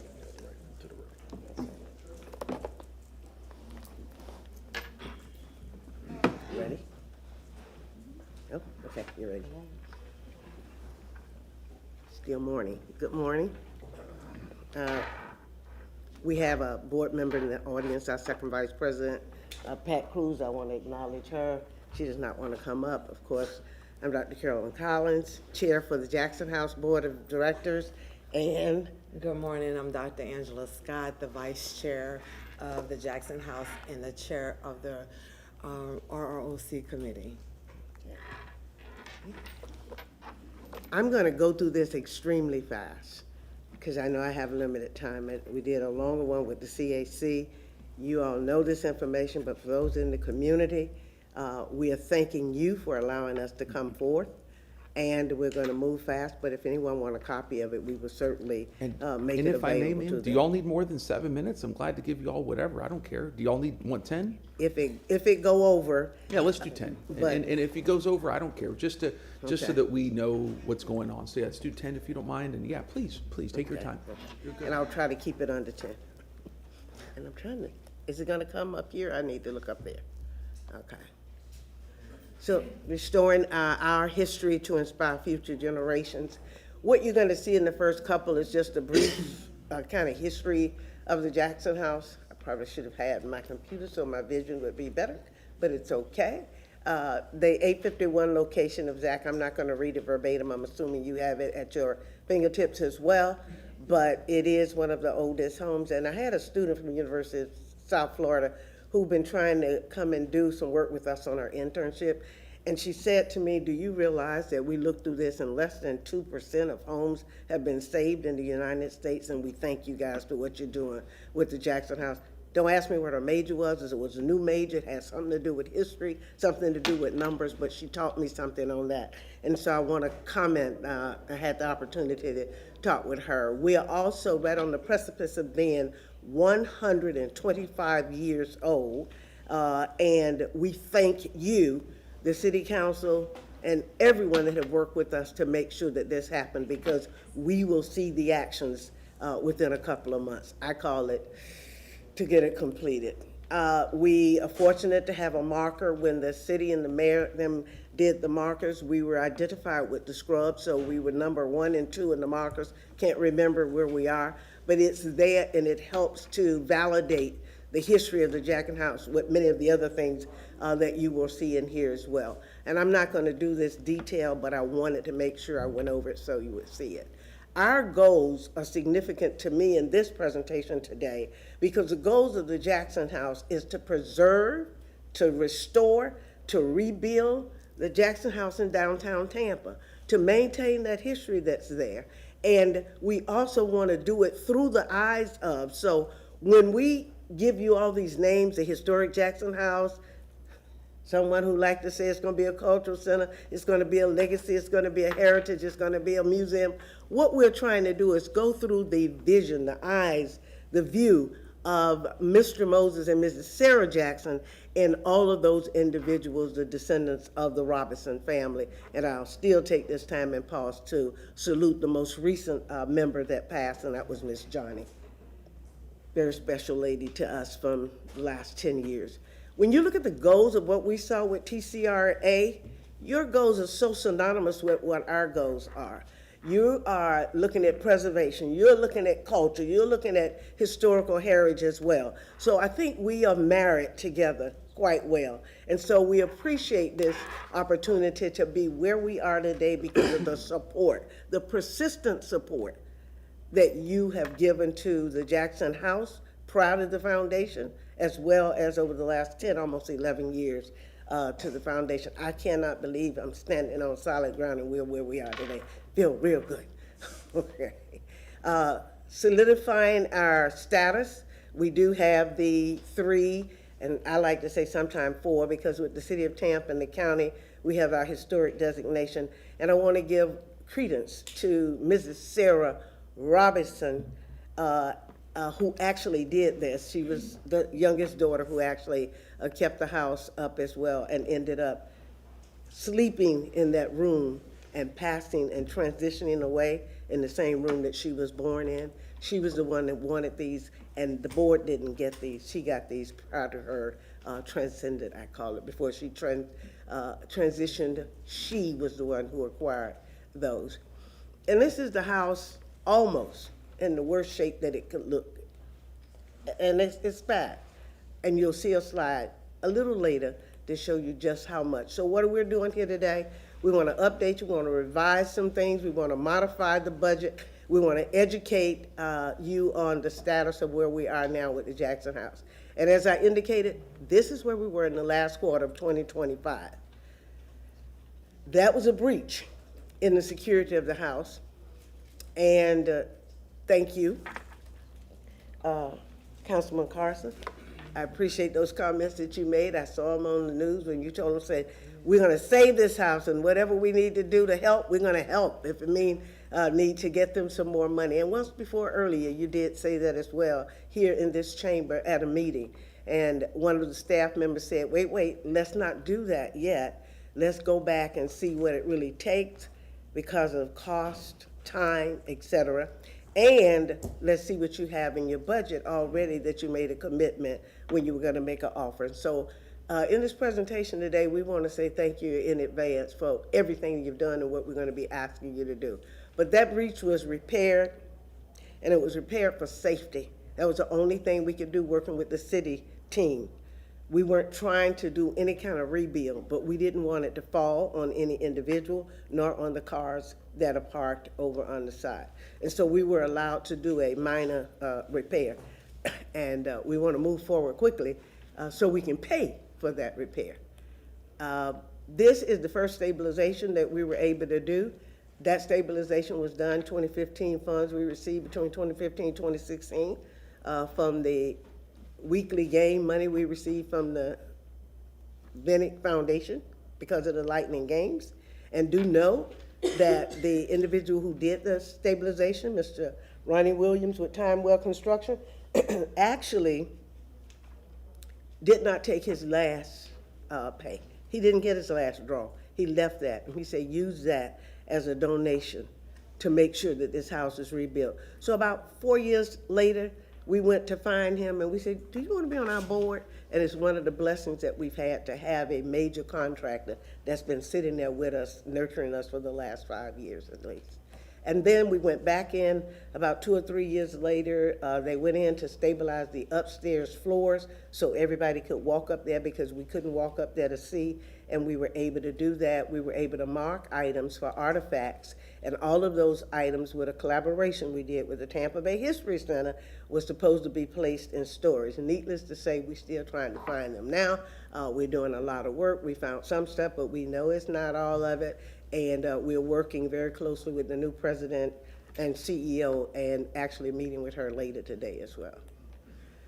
The scope of work that we need to do, architectural and engineering services have been obtained. We've met with them on a number of occasions. We had a beautiful workshop with them within the past couple of weeks.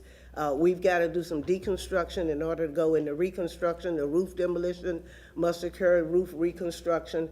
We're going to then do some repair works on the floors, install installations for the standards that are required. We're going to do repair later then of the roof after we do the roof reconstruction, and then the repair, replace it. The interior walls, the interior replacement for all of those 45 windows that have been mandated by both the state of Florida and the United States government, and their historical archival directives is that we must put those same 45 windows the same way they were before.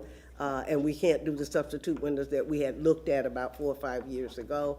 Repair the porch and rebuild that, and then get the foundation, everything in place, and we'll be ready to deal with the interior section of the house. Is this scope right? May not be, but this is the scope that the state of Florida, Department of Interior, and our contractor that we have now, and the engineers they're working with until we complete the process that we're at the end of now. And that's something that Dr. Scott has been working with, and that the RROC, she chairs it, and of course our contractor is the vice chair. And what we're doing now is we're bringing in our last person, which is the construction management firm. So we need the construction manager that will actually may have to modify the scope, but not that much. He will also do a final budget. You're going to see a temporary budget that we have in here now, but that person must be on staff to do that, so they collaborate with the architect. And that's where we are at the end of the RFP process that was extended for 30 days to make sure that we had 3 qualified, and I want to say it again, not a construction manager, we could use Mr. Williams as our construction manager. The state and the Department of Interior has already approved him, although he's on the board. We want a construction management firm because we want to make sure that we have a full team that's going to be doing everything. We are a volunteer board, and we don't want to have to run and go get this permit and see how you pay this and do this. That's not our job. We want the professionals. And we've been blessed to have someone who is with the city, who has gotten permission, and they have come in to work with us as well. I hope that's not 10 minutes. If it is, I'm going fast. Yeah, I mean, how much more you want? 5 minutes? What? If you put another 5, we'll be Okay, through, there because you I'm go. near Gotcha. the end You're- now, you're good, okay? yeah. The budget data that you have, this is a budget we put together. We went to a couple of others to help us, other contractors that do not know what's really required in the house. And I'm gonna tell you, I couldn't believe any of that when I saw the prices. So I did, I asked AI, what would it cost to do this? And AI gave me 3 different categories, which one you want? And you live in Florida. I said, who told you that? And so, but AI, and so they somewhat agreed with some of this, but we'll have this final very soon. You have it in your figures, you can look at it. We're just doing an estimate. The sources of funding we have now is still the same. I do need you to know that once whatever happened with the Tampa Bay History Center, and they indicated they sent the money back to the Phoenix Foundation because they were sharing the money. And so we need to get bills paid, so we're working on that to make sure, including the contractor who did the emergency repair work. We need to get all that done. And we have a donation that was in there that they sitting on trying to find someone to see where it go back to. And I don't think they're gonna find the gentleman because he's no longer with us.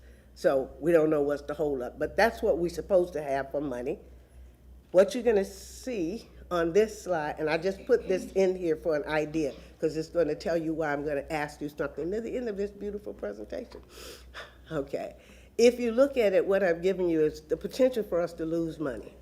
And the reason being is we've had the money from the state so long until I knew that by the time we got to the end of this administration, we may lose the money, and we've been going as fast as we could. Thank you. We do have the deeds for the 20-feet easement on the east and west side of the house. We also, they're in this book, that's why I wanted to bring it up here with me.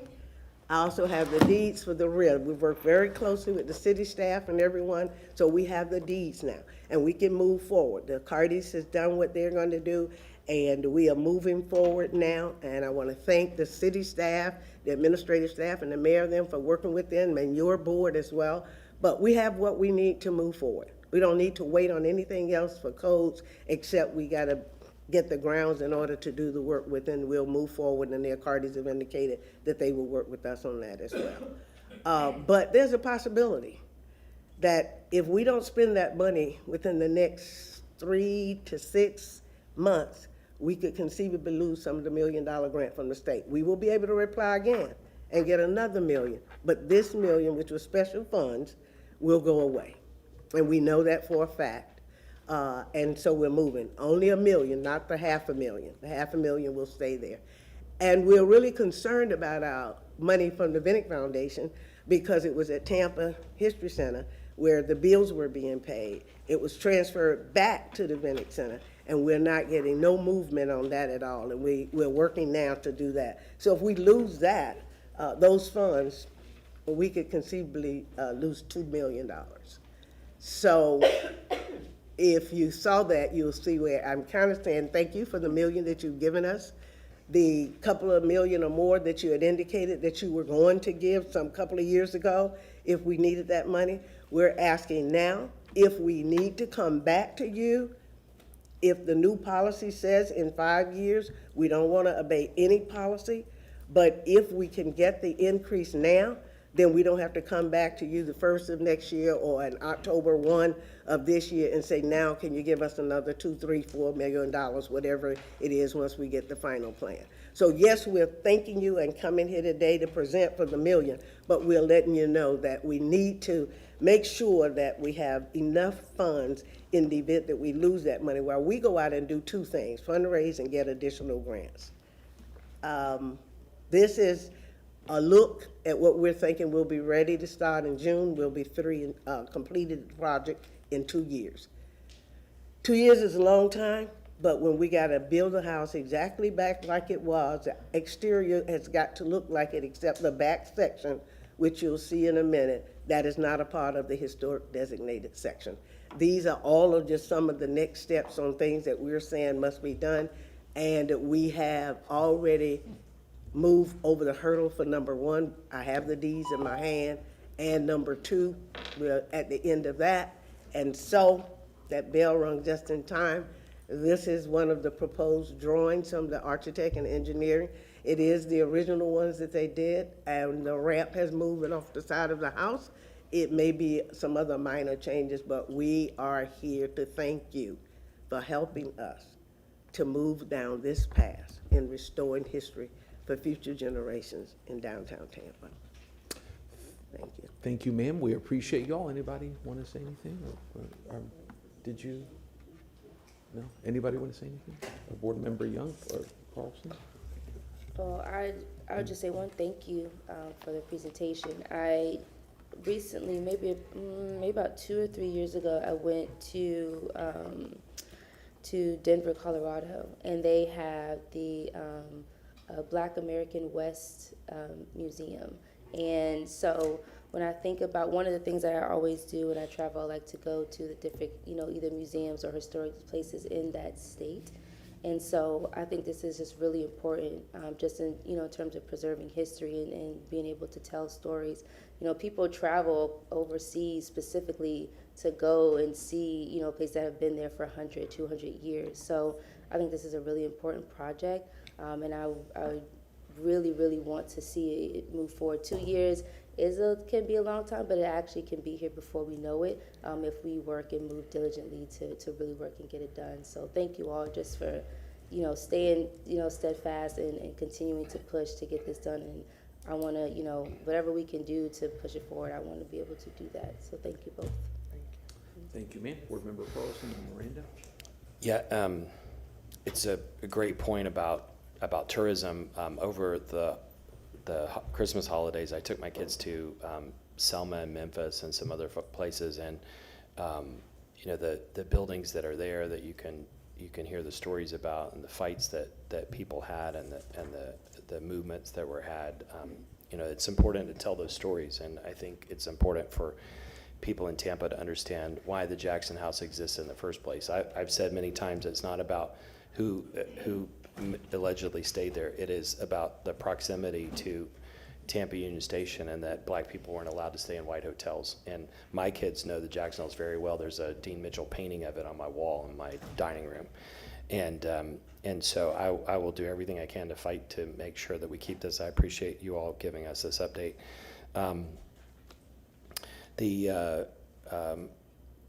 As we go forward, keep in mind this council, this CRA board, is only going to exist until May 1st next year. We have less than a year left, and we don't know who's going to be in these seats and what they're going to think about the Jackson House. I recommend you move fast. If you need more funding, what we should do is start conversations with staff about what budget is left and how we can maybe move some things around to find funding.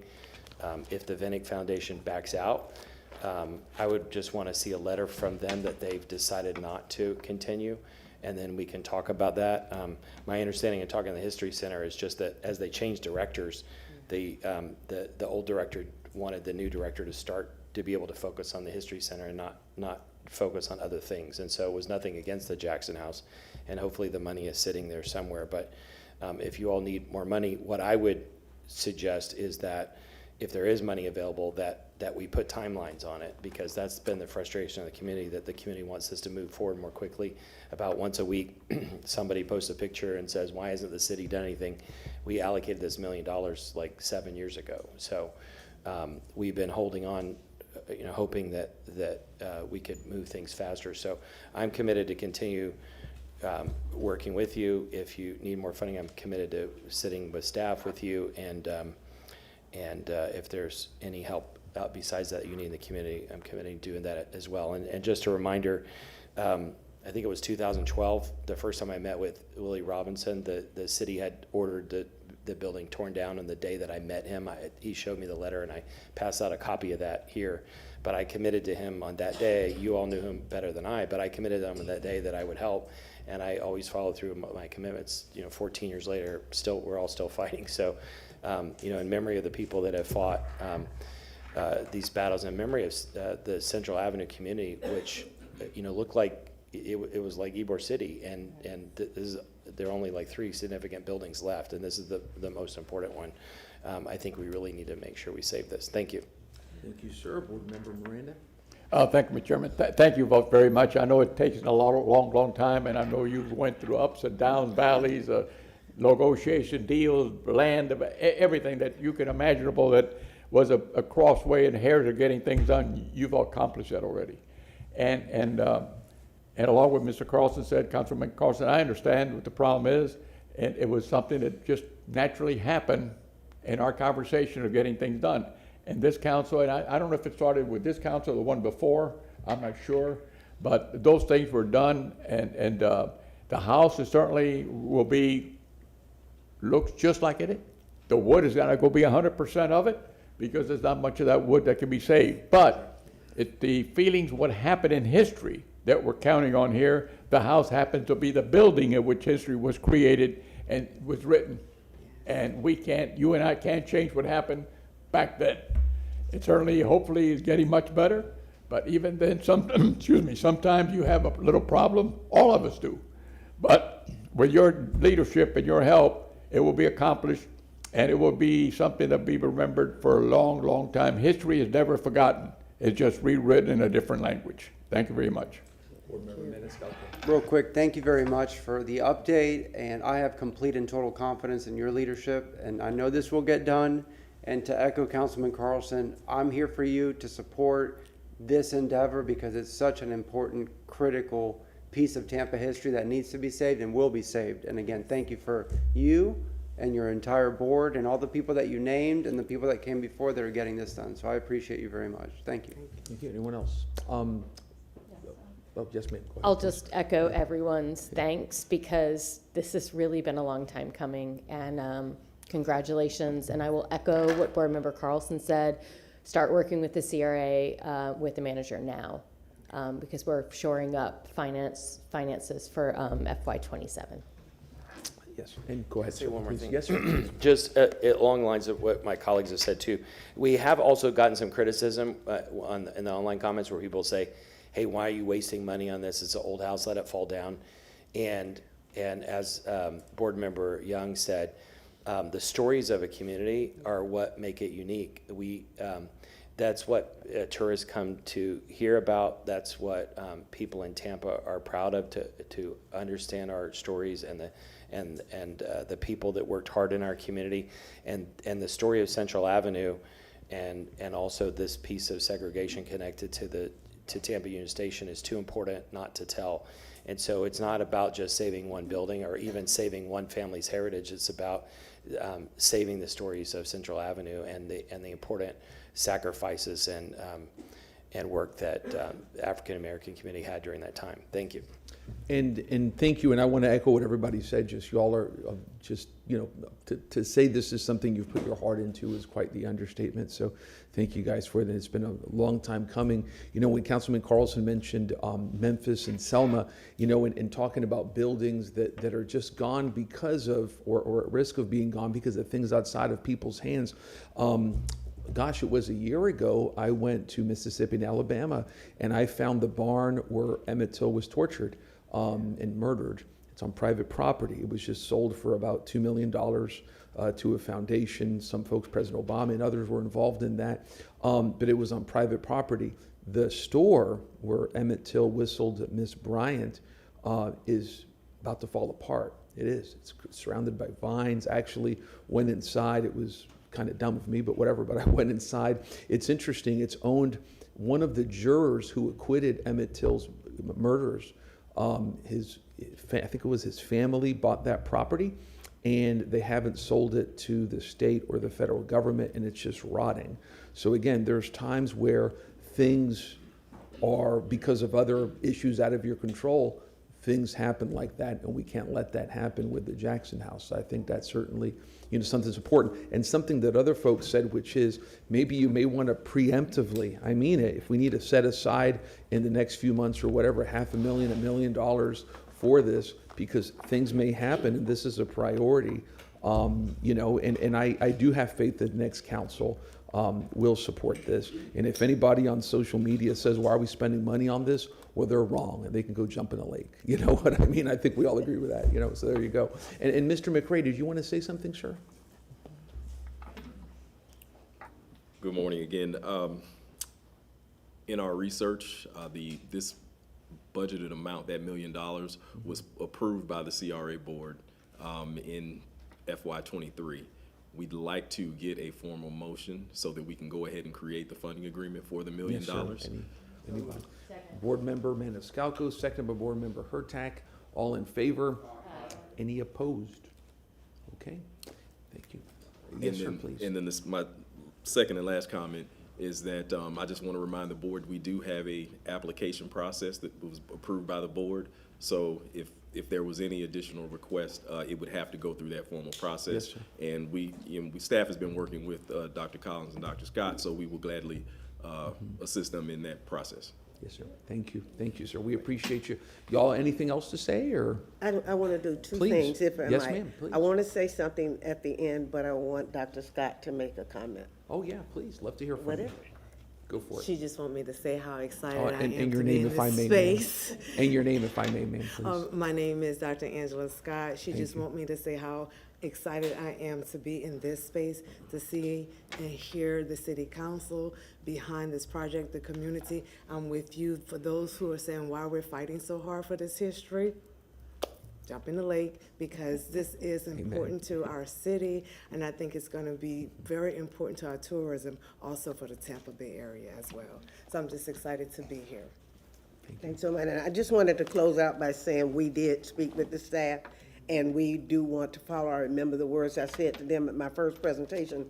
You haven't come back and asked for money. Why? I say because I don't have a need to ask for money, because we weren't moving. That was what our presentation to them. But now we're moving. We actually, they indicated to us to do the application. So I don't want you guys to forget, let's say, I want you to remember that we are thanking you for the $1 million that you gave us in 2023. We will be back probably in the next month. We'll go through their process, do the application, go present back to the CAA again, and we'll come back to you again so that we can go ahead and get it approved, because with the inflation, with tariff, with years and times that have passed, we already know that what we thought was going to be a $2 million and then a $4.3 million project is going to be much higher now. And so we want to wait until we get the contract management firm a solid budget, and we'll be back to you within the next 2 months. So you'll have the honor of history reflecting that you put the Jackson House back, so that Union Station, downtown Tampa, tourists, when they come here, we're going to make sure that we well represent the work that you have done. Thank you so much, and appreciate please. all Let you've me done. just make one more comment, because she mentioned a construction management firm. We still have our RFP open at this time. If they go to our website, the www.jacksonhousefoundation.org, they can find information there. We have had some qualified firms to come in, but we're looking for a construction firm to work with us and our architect of record. So thank you so much for that. Thank you, guys. God bless you. Thank you so much. Thank you. Just Thank pray for your staff and all y'all support. They tolerate me. Yeah. Thank you, ma'am. We appreciate you too, and everybody. Next, if we may, we're going to go to item number 5. Six. Yes, I'm sorry. 6, excuse me. Yes, good morning again, Cedric McCray, Tampa CRA Director. Item 6 is the requested monthly update related to Tampa Union Station. And just a couple of highlights: the modular units have been installed and relocated, and last week, the wall repairs and painting will begin. And this is information directly from Ms. Adri Kalina and her team in Logistics and Asset Management Facilities. Okay, thank you. I think this is Board Member Carlson. Any comments, sir? not to put you on the spot, but. I'm glad to see movement on it, finally. I was glad, the community was very happy to see that the building was tenanted. And hopefully we'll see more movement coming soon. Don't forget that the idea is not just, that the administration seems to forget that the idea is to put a co-work space in there, and with the negotiation with Amtrak, the idea is to take over some of the space that they're not using. They don't need all the space behind or upstairs, and the co-work space won't work without that. So I'm just reminding the administration, if they sign the wrong kind of contract, then it's gonna ruin the whole thing. It'll be restored, but it won't be able to be used. Thank you. Anybody else? Yes, sir. Very, very quick. I just want to say, you know, this is my second go around in improving the repairs that need to be done at this station. I think it's a very well needed one. I remember growing up in Ybor City, and we had the Silver Meter and the Champion. Those are the crews that went from here to New York. I remember, I see the doctor shaking her head back there. And I also remember one day my uncle, we didn't have anything to do, and there was a new train coming to town. There was a double decker where you can go upstairs and watch your trip all the way out and sleep on the train, everything else. We thought that was the biggest thing in the world. That was back in the 50s, so I remember that.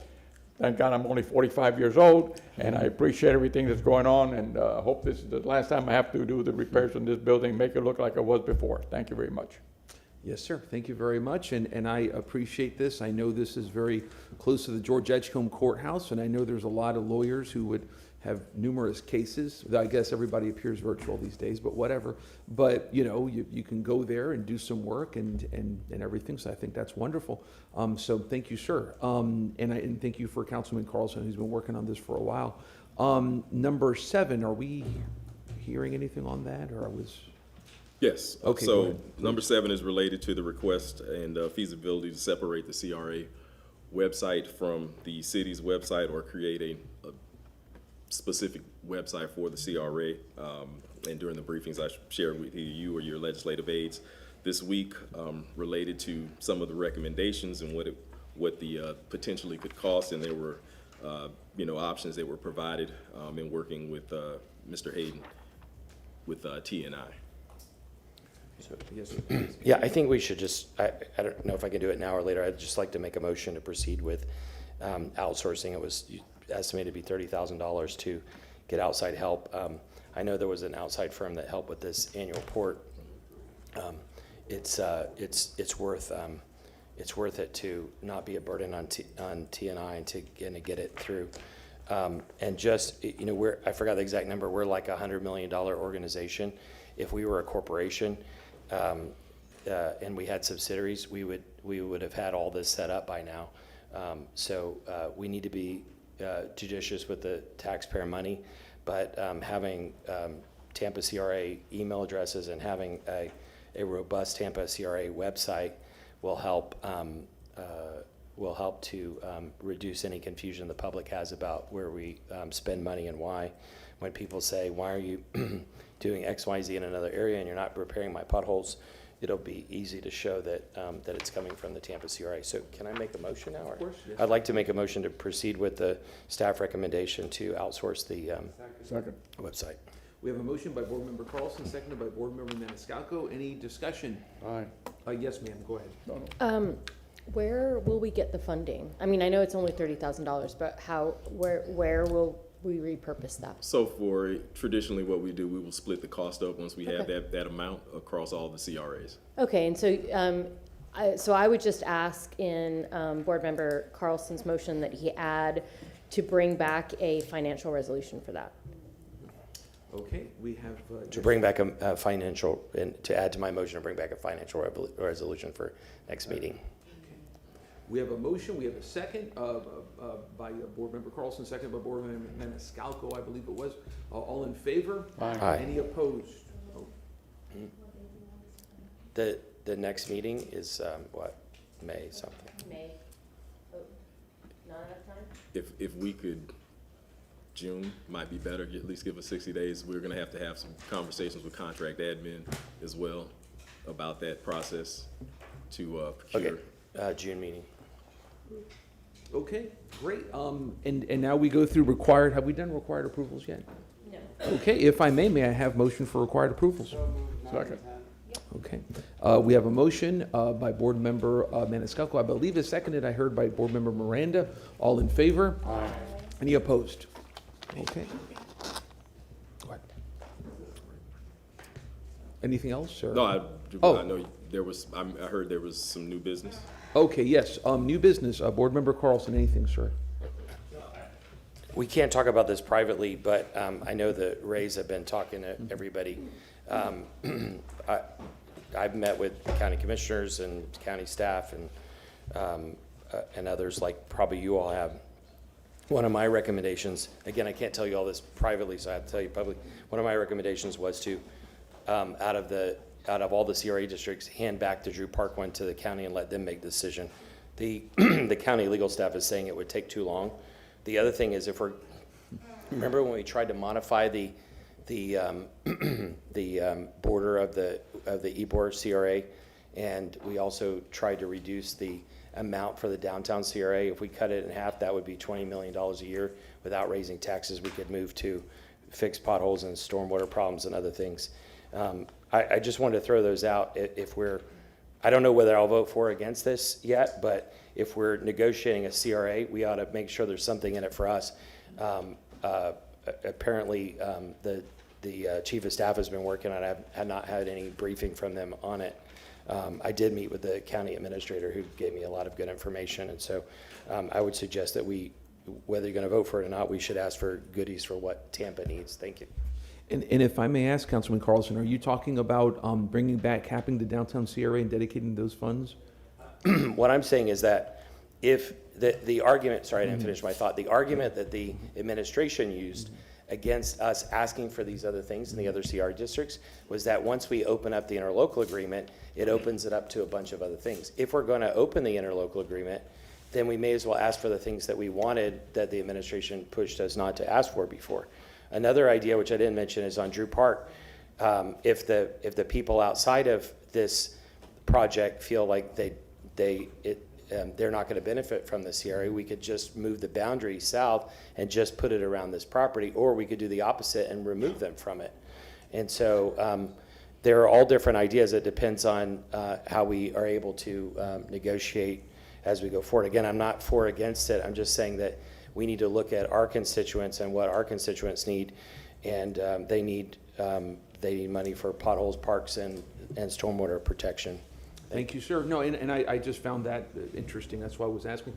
Board Member Hurtak, were you going to say something? Yes, I wanted to talk a little bit about it as well, and going on that, I have also had conversations, and one of the things that I've floated as an idea is we have the East Tampa CRA, which wants to expand, wants to continue. And if Drew Park gets to continue, then East Tampa should get to continue. So there's definitely a lot of things that we could talk about, and during my time, I want to talk about that. Yes, ma'am. Good, very good thoughts all around. And the man in black, go ahead, sir. Can I just ask a question real fast, sir, yes, on that? and then- Have any of you been briefed by the chief of staff? I No. met with the county administrator Not yesterday, but at my specific. request, but I have not met with the chief of staff. No. Go ahead, sir. Mr. Miranda. Thank you much, Mr. Chairman. When you go back and revisit history, I'll be damned if it didn't come back again. And the problem we have is that they call it sports, but it's really a business. Do we do this to any other business except sports? And I'm not anti-sport, but what I'm saying is, what is a public facility? That was on the ballot. You thought it was what? Something for the public. No, it's for sports, not public. There's a difference. Then what is the CIT? Is it legal to do this with the CIT money? I think we're looking at something that I really believe the only way fairness for this vote to go through is for the people of Hillsborough County, including the city of Tampa, Plant City, Temple Terrace, and others, to have a vote. When it's just 7 county commissioners and 7 council members, and I have talked to the Rays a couple of times. They're very nice people, and I told them very upfront, you're here to protect your interests, and I'm here to protect the public's interests. And between those two are the real facts. And the facts are, my mind is different than what the administration is looking at from what I can see, and what they want from what I can see. So sooner or later, this is going to end somewhere else. And it's, in my opinion, the clearest thing to do this is to have the public, the citizens of the Hillsborough County and the city of Tampa have a vote on this in the general election in November. So a timetable is what it means for somebody when they need something at that time. That doesn't mean it cannot be extended for the public to vote. When we look and we talk about transparency, we talk about different things, what is more transparent? Let the people decide. And I'm not opposed to be, because I know I'm by myself. I'm not afraid to say no if I have to. And I've said no twice. And I can tell you elected officials one thing, you better look at Miami, the year 2011, when those individuals in public office were removed by 88% on a recall vote on the same subject. And I'm not afraid of winning, and I'm not afraid of losing. But I will represent the public in this no matter what it costs me. Thank you. Thank you, sir. Board Member Hurtak, did you want to say something else, ma'am? Yeah, I mean, while we're talking Yeah, about this, I got no problem. and I know it's not a CRA thing, but it is because it's in a CRA. I know the county is doing a special call community workshop, and I think that we should probably follow through with something similar. Oh, yeah. But I don't know the timeline, so I'm just throwing it out because maybe by tonight, we could come up with like a date to do it. I don't really know what that would be, but so I mean, I'll look at some dates if you all give me some parameters. Do you want it at night? Do you want it? I mean, night. Whatever works. I think it has to be at night for the public. Yeah, for the public. And do we want to do it somewhere else? Do we want to do it here? Do we want to do it? Yeah, because this isn't going to hold enough It's got people. to be in the convention center or something. Oh, okay, convention center, that makes a lot of sense. Okay, and then, okay, so I'll try to work with staff to see what I can get done today. I don't know how far we'll get, but I'll give you an update tonight. And I mentioned, I don't think you were here, but if you were, sorry. Last week I mentioned that I had said to the Rays, and I reminded everyone here, that any project that's above 20 million has to come before us twice. Yeah.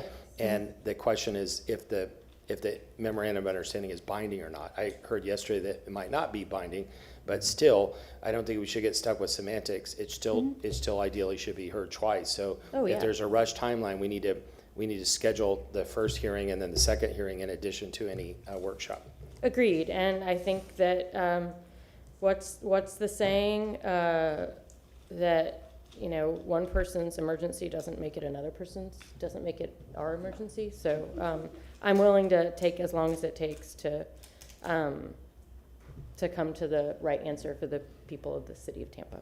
Yeah, and a great discussion, and again, having a workshop is something that I was speaking with somebody when we were talking about it, I think it was last week, and I think to myself, why aren't we talking about a workshop? And I go, I'm not going to talk about it because I'm sure there's a good reason why we have it, and then there isn't. We need to have a workshop on this. This is going to be the most consequential vote we've taken as elected officials in our time, and it's an honor, by the way, to take a baseball vote with Charlie Miranda on City Council. I mean that, wearing all black. I think that's kind of cool. But we do need to have a robust workshop, and if we want to have it at the convention center, great. I'm sure we build it, they will come, right? So yeah, but that's great. So we'll work on that this evening. So thank you. Okay. Anything else, sir? Okay. Anything? Okay. I mean, for motions or anything? Oh, no motion. Okay. Anything? No motion. I have some, but they're not related to this. Is for, I want to make accommodation later on for 3 individuals that are jockeys that have won over 2,500 races each. Huh? Tonight, I'll do that. Yes, sir. Okay, great. I have nothing. Motion receive and file by Board Member Maniscalco, second by Board Member Hurtak. All of it. Go ahead. Just one item. I'd like to call Ms. Parks up to just highlight a few dates that will be coming up related to affordable housing initiatives by the CRA. Yes, sir. Again, B. Parks, Community Development Coordinator. So I just wanted to kind of let the community know we're going to have some outreach events for affordable housing. So these are to apply for our rehab program mainly. So the first one is actually going to be in West Tampa. So that's the April 17th and the 18th.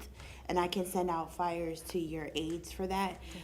So it's going to be at Barksdale Community Center, Friday from 9 to 4, and then Saturday from 9 to 2. Again, getting an opportunity to service both type of residents. So Ybor 2, we're planning to have it May 22nd.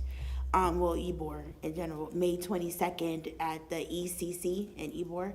So again, giving an extension to the community to come in, hear about the programs, but also apply for rehab programs or get started with down payment, whichever. We're planning one in Drew Park. We're still looking for a location in Drew Park, but that's for June 5th. Again, Friday from 9 to 4. And then in the near future in June, it's going to be an exciting time. We're planning a huge, almost like it's called CRA Housing Roadshow, which will get individuals to come on a bus to tour all of the sites that are going to be coming up in the near future for renters and affordable housing. So it already gets individuals encouraged to get themselves together for home purchase. And then it's also going to be publicly announced. So I wanted to invite you all at that time to come and tour the projects that we have. Again, just it's almost like, just a bus tour to show all of the impact we've had in the community. So, I think because the sun's if it's public. And so. Yeah, we won't be able to come No, because of okay, sunshine. so June 6th, even if it's your Yeah, you're aides probably that right. come The aides could go, yes, but we cannot. alone, Yeah. just to have, so you guys can see actually what is happening in the community. We're also gonna have some individuals from some current projects and showcase Yeah. also some of the parks that have been rehabbed. So that's And if I, June and 6th. if I may, I know Councilman Miranda, Yeah.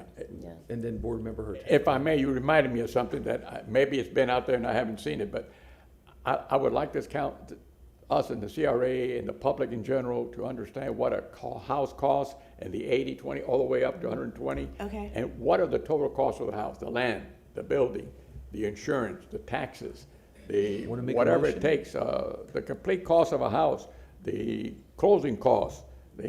I want to see how they can make it, because right now, in my mind, I don't see how they're making it.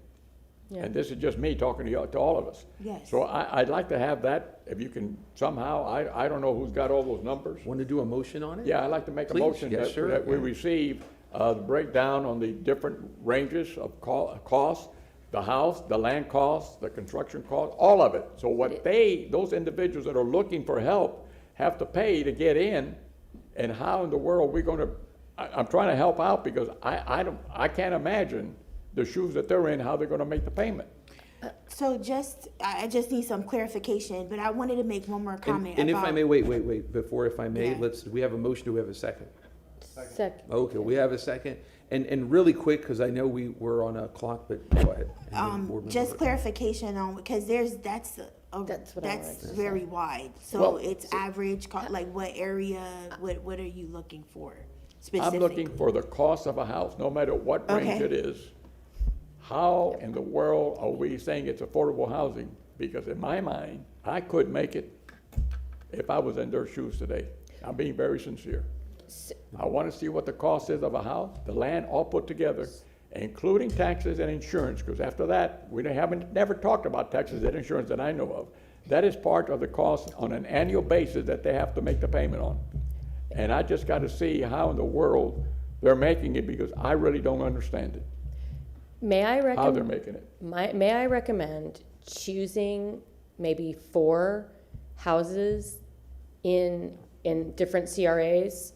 That don't necessarily need to be ours, but maybe maybe one that was purchased using CRA funds, or, that we know is affordable, and then a market rate nearby to give a sort of, because otherwise, she's right. I mean, even if you asked for a max and a min, I mean, Because it it also really depends depends on on who's where the developing. land is, it depends on what kind of house you buy, there's a lot The of. cost with it Including per the- developer? Including the down payment assistance, all that. So Yeah. I can, you got to give me not me, some leverage to see what affordable housing with, without, I don't know.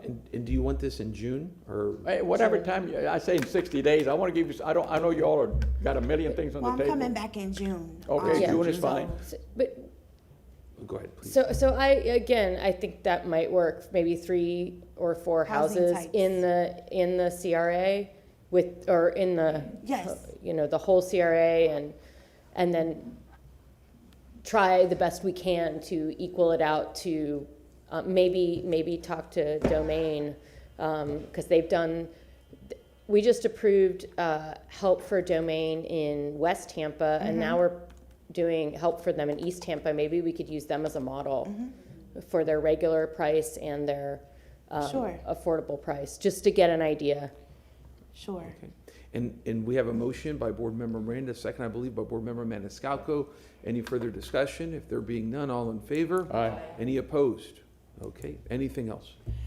Just to clarify for June 6th, it's not only just that bus tour, it's going to be a resource event. So in Fair Oaks Rec Center. So that's going to be from like 9 to 1. So at that resource event, we're going to bring individuals who provide resources for the residents as educational format. So that's going to be happening that same day as well. So I'll send that flyer at a later Board time. Member Young and then Board Member Hurtak. If you all have anything that can be shared, that I can put on the resource table for the East Tampa Town Hall on April 20th, that would be very helpful, so we can put that information out there, because we are going to have a resource table there with different things that either CRA or the city is offering right now. Okay, thank you. Will do. And additionally, making sure that the flyers you send to us, you also send to all the CAC members so that they can disseminate them again, talking about how we reach people. That would be helpful. And then when you are finished, Mr. McCrae, you were supposed to, or I would like you to talk a little bit about the workshop next week. Thank you. Thank you, ma'am. Mr. McCrae, go ahead, sir. And then we'll receive and we will also file. Yeah. Yes, so as I shared earlier during the director's report, we have 3 topics that we'd be discussing. Oh, okay, so I already missed it. I apologize. It's So, okay. Yeah, no, that's fine, that's fine. Didn't realize Can I just, Go ahead, sir. one is, since we set this one up first for the contract, I would appreciate if we could do the contract first, because since we ran out of time on the other workshop where it was supposed to be. But the second thing is that I can circulate by email again the draft of the contract that I wrote a few months ago. There's not a red line because I rewrote the whole thing. The whereas part is copy and pasted from another, the existing contract, but the rest of it, if you all wouldn't mind, we can go through this next week, but if you all wouldn't mind, just look at each paragraph and what it says, and we can go paragraph by paragraph and decide what you all want in and what you don't. The idea is not to separate the CRA from the city. The idea is just to clarify what the role is the CRA in relationship to the city. And so if you disagree with something, fine, but all of it is in those paragraphs. Thank you, sir. Anything else? Okay. We have a motion to receive and file by Board Member Maniscalco, second by Board Member Miranda. All in favor? Aye. Any opposed? Okay, thank you. Thank you, staff. We appreciate everybody. Thank you. 5, yes, ma'am.